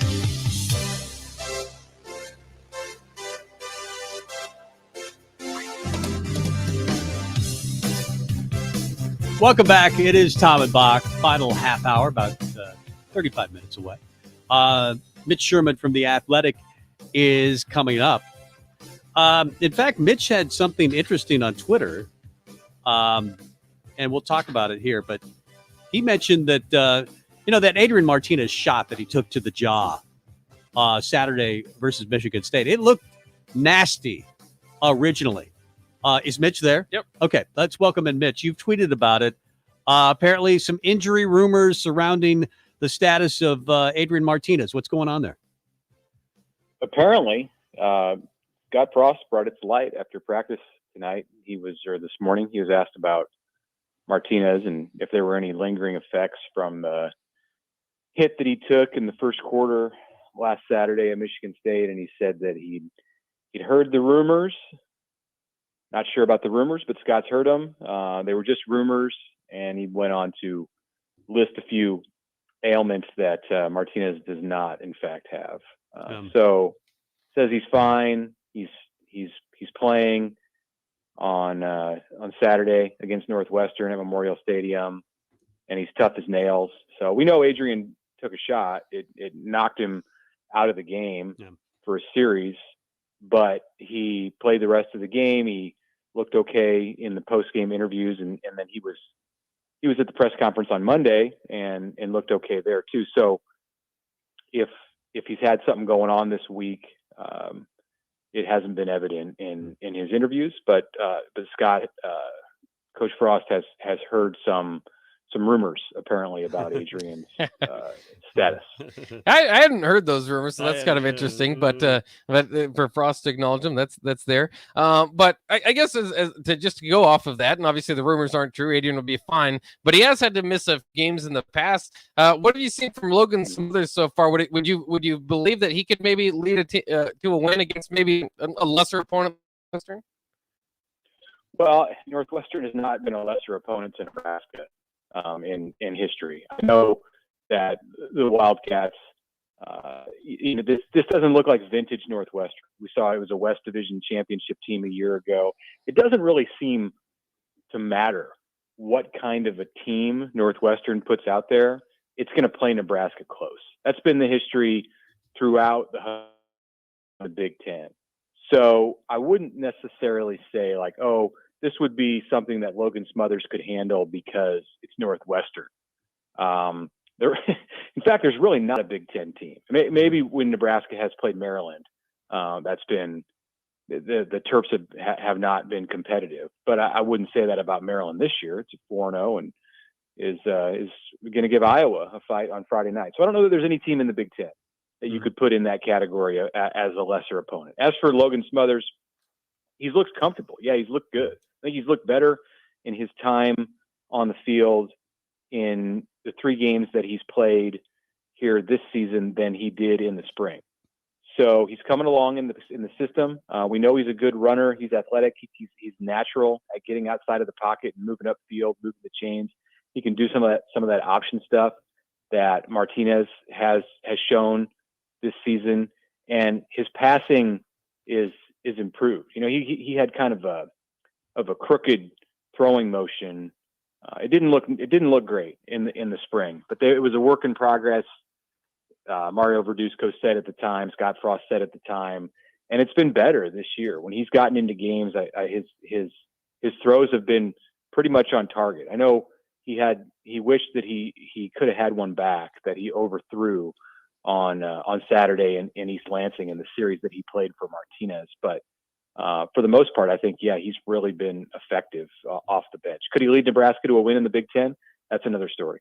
But maybe if he has to come in, I think Nebraska can be confident that he can run the offense. Mitch Sherman of The Athletic is our guest. It's no secret Nebraska's had their problems in special teams and along the offensive line. And Frost mentioned that he'll spend more time where it's needed within this team. We're assuming maybe more time with the offensive line. But there's been some suggestion that they'll be juggling the lineup this week. How much do you expect it to be juggled? Yeah, that was straight from Frost on Monday. He said that they need to be better at left guard and they need to be better at right tackle. So you're talking about a left guard position that's been manned by Ethan Piper and then Trent Hickson the last couple of games. And Bryce Benhart is the guy out there at right tackle who has given up a lot of hurries and some sacks this year. And defensive ends have been getting around, not just Benhart, but both of Nebraska's offensive tackles. Turner Corcoran, after a real promising finish to last year, hasn't come out with the same kind of play that I think we expected from him in his second season in the program. And this is a guy who came in as close to a 5-star recruit as Nebraska's had in the Frost era. And he was hurt in training camp, missed almost all of training camp. It doesn't look to me like he's back, like he's made up for the time that he missed in August, or even that he's 100% healthy right now. I'm talking about Corcoran. It appears more likely, though, that Nebraska is going to do something at that right tackle spot as opposed to left tackle, and maybe they would push Corcoran side if they feel like that's a better spot for him. I don't know, but I do think there's going to be some shuffling at least one spot on Saturday and maybe two. And I think you can look for Teddy Prohaska to probably get in there and play some more reps. Well, it's interesting. The shuffling has died down a little bit at running back as Ramir Johnson seems to have, at least the last 2 games, been the favored running back. Do you expect that to continue? It looks like Marquise Stepp hasn't had too many opportunities the last couple of weeks. Do you think Ramir's taken that job? I think he has for now, but I wouldn't put it on the back burner and say, okay, move on to something else. This is the job that's settled. The running back thing, it still seems to be a week by week decision. And Ramir has had it the last 2 weeks and has done pretty well. He's serviceable, better than serviceable. He's running tough. He's able to run between the tackles. I think he has good vision and sees the hole well. He's been secure with the football. And then Nebraska also lost Gabe Irvin to injury in the Oklahoma game, so that has cleared things out a bit at the top of the running back depth. But I wouldn't say the role for Savion Morrison and Marquise Stepp and even Jacquez Yant is determined this year to be only in minor backup roles. I think there's still a chance for those guys as Nebraska gets deeper into the Big Ten to get a lot more playing time. It's not like Ramir Johnson has taken this thing and run away with it with a 150-yard game against a tough defense. Now, maybe he'll keep progressing. I also wonder about his durability. If you're going to give him 19, 20 carries a game, he had 19 last week. At 185 pounds, I think the Big Ten is going to take a toll on him. So they're going to need to be deep, and fortunately they are deep there, but you're just not seeing a lot from the number 2, 3, 4, and 5 guys right now. He's Mitch Sherman of The Athletic, at Mitch Sherman on Twitter. It's no secret that Adrian is really having a very good year this year. He's first in the Big Ten in total offense. He's first in rushing by quarterbacks. He's second in total yards, second total TDs. And yet we probably didn't see this coming. Is that a good thing, though? Because we were told they're going to rely less on Adrian. So maybe it's not as good as these stats would indicate. Well, the passing numbers are good. His completion percentage has remained high. He's been pretty efficient outside of the red zone, which is an issue.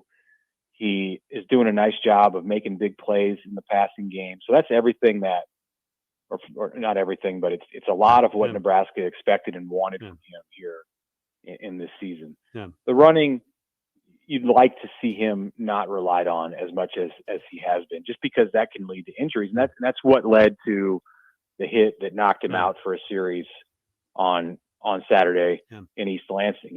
It was a third down play. He scrambled out of the pocket because of the pressure, and he got sandwiched between a safety and a linebacker, and the hit from the front from the safety was pretty high. And, obviously it knocked him in the jaw. So, and if he's even a little bit banged up, then you need to find a way to take some of that weight off his shoulders in the running game. He's been effective for sure. Lots of big runs, the 270-yard plus runs. He had a 45-yard run that set up a score last week. You still want to get those things, but you don't want to have to rely on him to be the main source of your ground game. Where does he rank among Big Ten quarterbacks for you, Mitch? His play so far this year puts him right close to the top. Tagovailoa from Maryland, and Maryland is 4-0. So I think part of what when you're grading a quarterback and looking at a quarterback, part of what you're looking at is their ability to win games. So it's not just about stats and big plays; it's about leading your team to wins and playing big in the big moments. And Adrian's had some hiccups in the moments that mattered most in these games, at the end of games. I don't put that interception in overtime necessarily 100% on him. But some of what happened in overtime is definitely on him. There was an opportunity to score even on the first play of that overtime period. So, he maybe takes a step back for his play in those critical moments this year. But overall, just game by game, five games, it's hard to argue with what he's done. And I'd put him there in the conversation with Tagovailoa and then also Sean Clifford of Penn State, who's playing for another undefeated team. Those two guys are up there right with them. How do you think Nebraska matches up with Northwestern this weekend? I know that their running game has been going a little bit more than their defense has kind of maybe stepped up the last 6 quarters or so. Do you expect those things to continue against Nebraska, or do you think Nebraska has an advantage in those spots? I think Northwestern's going to have a hard time moving the ball, and it's not like Northwestern has done that real effectively over the years against Nebraska, even when the Huskers had defenses that ranked quite a bit below what this group is. This is a really solid defense, as you guys know, and I think we're going to see that on display. And those guys are going to go and let it hang out, and they're going to make life really difficult on on Ryan Helinski, who was the quarterback last week for Northwestern. They've gone back and forth a little bit between Helinski and Hunter Johnson, the Clemson transfer, who started the first 3 games. But the matchup on the other side, Nebraska, I think, has some things that it can probably do in running the ball. Northwestern generally has been a really strong defense when it comes to stopping the run. That's not the case as much this year. So I think there's potentially some matchups that work in Nebraska's favor this year that haven't always been there against the Pat Fitzgerald coach teams. But one thing that they do, and I know they're going to be ready to do it. This is Northwestern. When they play Nebraska, they find a way to scout Nebraska and devise a game plan against Nebraska that makes Nebraska beat Northwestern in ways that the Huskers aren't comfortable with. So I think that means Northwestern will sell out to stop Adrian Martinez, and they're going to say, okay, Ramir Johnson, Savion, your receivers out there, the tight ends, you guys make it happen, because we're not going to let Adrian do it. And I think they'll probably have some success at slowing him down. That's just what the history says. So we'll see if Nebraska can find other ways to put points on the board. Have you made your picks yet? Are you picking Nebraska?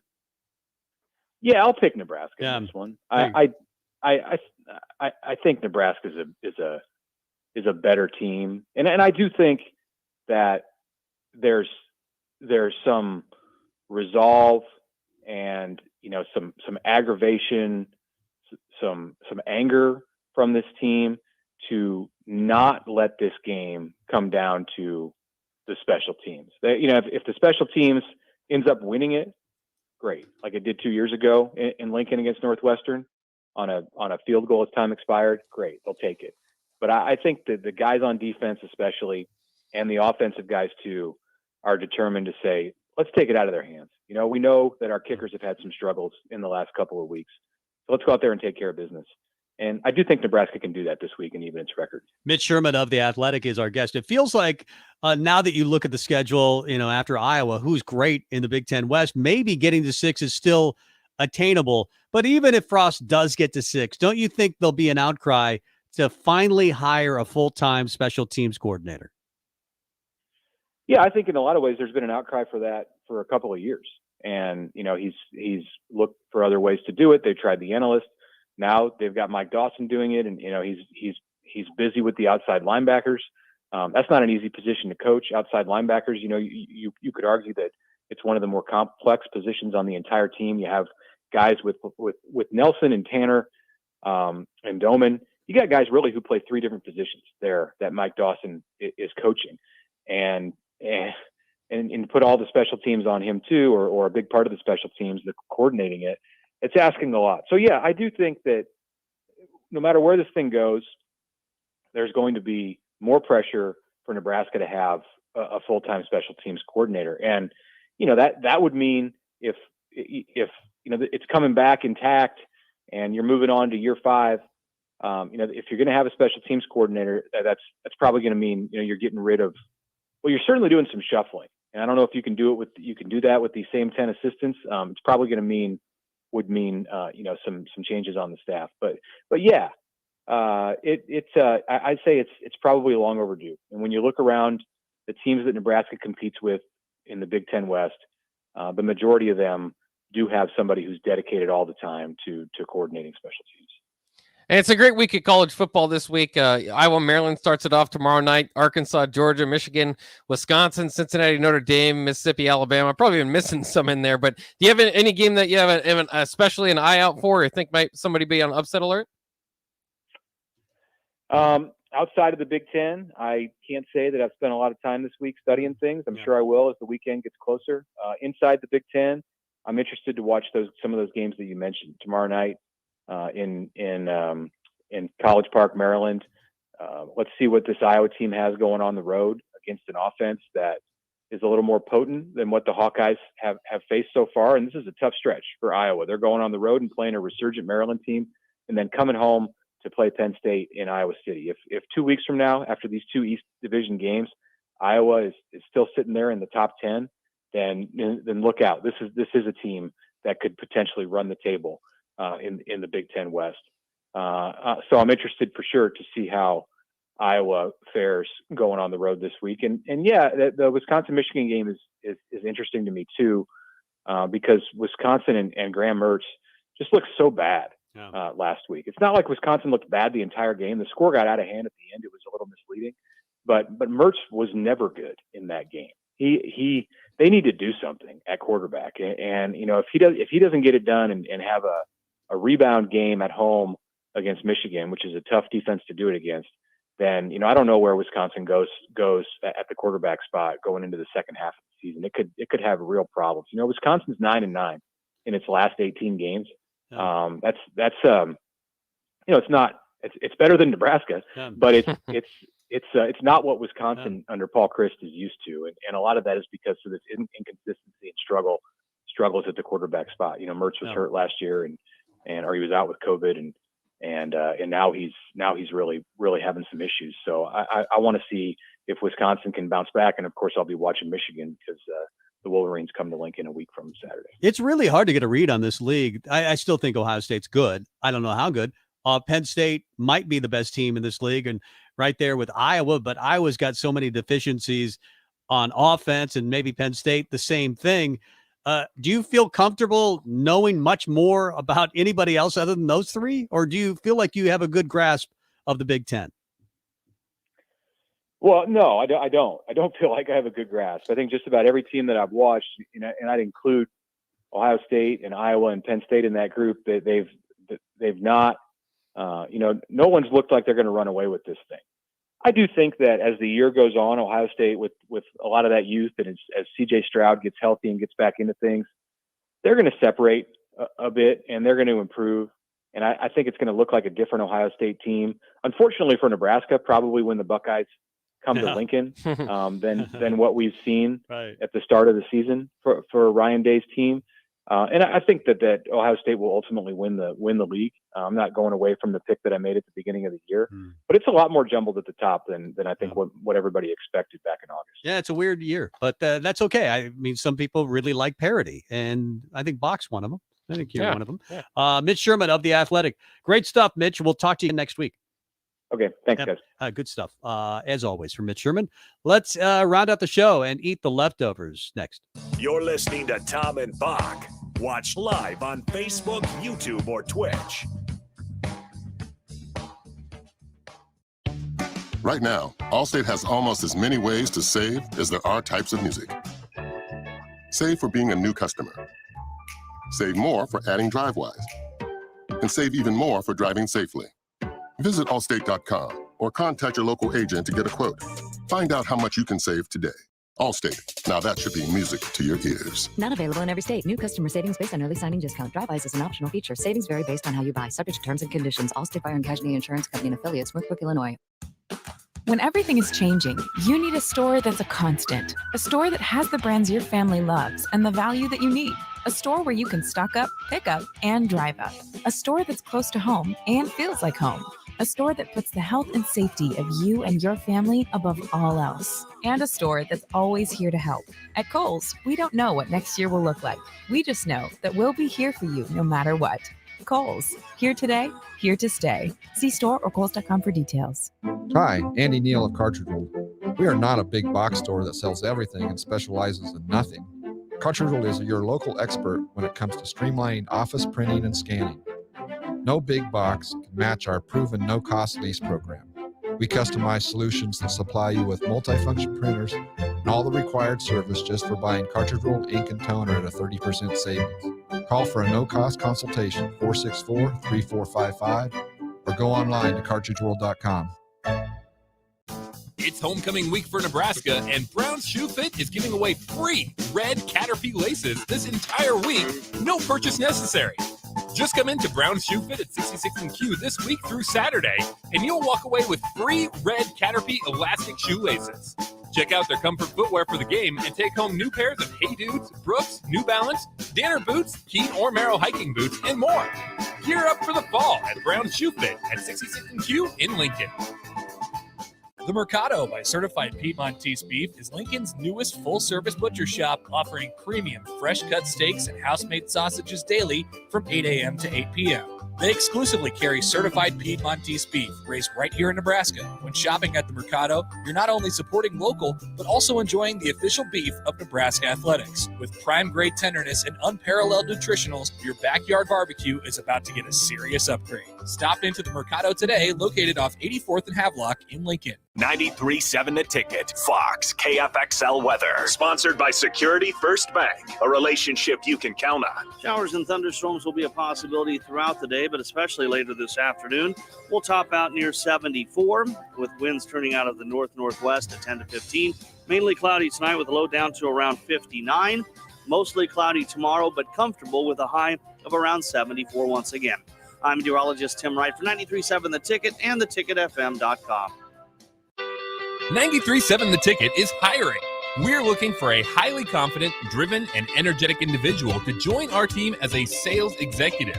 You can begin your exciting career in sports radio at a locally owned independent station and work closely with our crew of on-air personalities. If you enjoy meeting new people and working with them to solve their marketing needs, this could be the job for you. Head to theticketfm.com for the complete job description and instructions on how you can apply. 93.7 The Ticket and BDP Communications is an equal opportunity employer. Nguyen Vape is celebrating their grand opening with 20% off products all month long. They have the largest disposable vape selection in town and also carry Delta 8 and Delta 10 and various other moon rocks. If you're looking for help to relax, sleep, or ease pain, they have a variety of gummies you can choose from and Kratom that could help with pain relief, anxiety, and stress. You can't miss them right on the southwest corner of 27th and O Street. Nguyen Vape, your headquarters in Lincoln for vapes and Delta 8 or 10. Tailgating wasn't just meant for weekends. Join 93.7 The Ticket every Tuesday at Chick-fil-A for Tailgate Tuesdays. Scan your app with any purchase on Tuesdays and you'll be entered to win a tailgate meal for 15 people. That's chicken nuggets, fresh fruit, and iced tea or lemonade. Winners will be contacted each Wednesday, and you can come see Tom and Bock from 11 a.m. to 2 p.m. at the 48th and O location or at South Point each week. It's Tailgate Tuesdays all season long at Chick-fil-A in Lincoln. Where will you go next? The Southeast Community College Fall 2021 Continuing Education schedule of classes is arriving in your mailbox. Take a class in leadership and professional development, like real estate license prep, business courses like accounting and financials, or building a business plan, or 19 pages of personal interest classes like dog grooming, making jewelry, or even charcuterie. The entire schedule is online at southeast.edu/continuing. SCC. Your path to possible. You're listening to Tom and Bock on 93.7 The Ticket and theticketfm.com.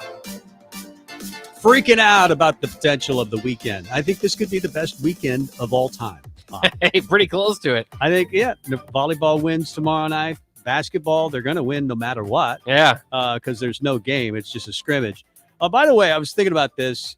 Let's get to the leftovers. Let's just do it right away so I can mention this. Here we go. Nebraska's Director of Recruiting Operations, Luca Virgilio. That's how you pronounce it. I practiced. Yeah. He calls this weekend the biggest recruiting weekend in the history of the school, and it's his Super Bowl. Omaha Baloo is one of the visitors, and he's 6'8". He's a 5-star, and I'm just thinking, how cool would it be to have that guy announced? Like 6'8", 225, and a freshman, Omaha Baloo. I just think that would be And of awesome. course, when he plays Creighton, well, That's right. you're from Omaha, but we have Omaha. What if they play in Omaha? They just delete. You ask him to delete the Omaha part of the Baloo. Simeon Wilcher's a good name for the PA guy. I'm just thinking, man, if those guys commit, it's the best thing ever. There's 3 other guys coming to town as well, but I like the 5 Probably not stars. too shabby themselves. Yeah, they're all really good. In fact, one of them is Simeon Wilcher's teammate in New Jersey. Tonight, Thursday Night Football, Cincinnati versus Jacksonville, Burrow versus Lawrence. Any interest in that one? Absolutely. I'm interested in every Zach Taylor coach game. I hope he does well. And I also kind of want him to do well enough that maybe at some point he'd consider coming to Nebraska if he does well. But tonight you should be able to beat Jacksonville and to get a win over Urban Meyer, regardless of, the advantage that he has. It's not like Cincinnati's just stock loaded, ready to go. So he's going to have to earn that win. But 3 wins for Zach Taylor in the first 4 weeks would be huge for him. Salvi Perez, I stopped the music because of okay. what Salvi did last night. He tied the Royals record for home runs last night, 48 all time. That's the best ever. He's tied with Jorge Soler in a 10-5 win over Cleveland. But he already broke the major league record for home runs by a catcher earlier this year. He has 121 RBIs, which leads the league. And then he gets injured, I was really scared because he slipped down the steps of the dugout and they had to carry him to the training room, but then he came back and he said he's going to play tonight. But this is how it sounded for us Royals fans.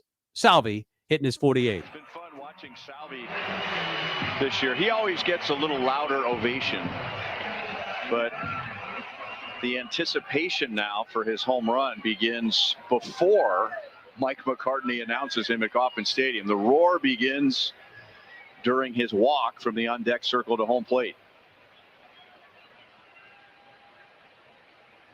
And he hits it to center field, deep and gone! A 3-run, record-tying home run for Salvador Perez. Absolutely love that guy. I think he's going to get one more, be the Royals' all-time home run leader. And in the season, and the Royals have never had the major league lead in any individual in home runs. And so this would be the first. It'd be really cool if Salvi could do it and doing it as a catcher, and the fact that he's a really cool guy.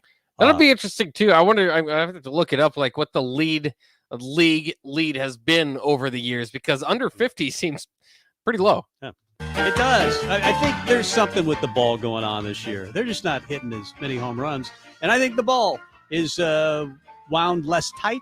That would be wound less tight. I don't know. Former Bachelor 2004 Bachelor and current college football analyst Jesse Palmer is going to be the new host of The Bachelor. What do you think of that? He was a Bachelor. He was a Bachelor. He won The Bachelor. In 2004, he was the guy. He chose his girl, and her name was Jessica Bolin. And it didn't last. Yeah. Because I don't think it ever does after The Bachelor. I mean, Jesse Palmer, I'm a straight man, but Jesse Palmer is a good-looking guy. He's a very he's handsome got it man. going, yeah. And he's on every TV show. Every time I turn on the TV, he's on Good Morning America or ESPN or whatever, Entertainment Tonight. He does like a million shows, and now he's hosting The Bachelor. The old guy was Chris Harrison, who got in some trouble, and then he was ousted. But it never would have worked out anyway. Jesse and Jessica. Do you like it when a couple is has the same name? Here's Nick and Nikki. That's horrible. I suppose it doesn't. Do you think that's why he ended it? That's probably why he ended it. Yeah, I'm guessing that's why he ended it. But you're right. Like he's too mainstream now. He was really good in college football, but now he's doing everything and he has less time for sports. Yeah, and Bachelor is going to definitely take away from He's that. really good. He's really talented. He's actually a very good college football analyst. Where did he play in the NFL? Do you remember? Did he play a little bit? He did play a little bit. He wasn't very good. He was pretty good at Florida, though. Yeah, he was pretty good at Florida. He was never a great He played NFL. for the Giants and the 49ers, but not much. I mentioned this yesterday, or actually even today. The Brady Belichick hype. It's just getting out of control. I know the game is Sunday night. I know he's the greatest quarterback of all time, and he's the greatest coach of all time. I just don't know how you couldn't be more hyped up for this game. This is what every NFL fan has wanted. It's like the collision of the biggest rivals to long-term friends is finally here. How much can you say about it? It's Belichick's not suiting up. He's not trying to tackle Brady. He's just coaching. He's not doing anything significant. It was the book that came out just recently, where Belichick apparently wouldn't even meet face-to-face with Brady when he left the organization and went to Tampa. Yeah. That seems like that's a true story, right? That's a true story about Bill Belichick. That probably sounds about right. Yeah. I wanted to mention LaShawn McCoy is also retiring today with the Eagles. Oh. He's a back-to-back Super Bowl champ. People don't realize that. We don't celebrate LaShawn McCoy enough. Yeah, we don't. I love Shady McCoy back in the a few years. He was pretty good. Philadelphia, from what I saw the other night against Dallas, is going to have a long year. Yeah. They're not very good. But maybe Dallas is really good.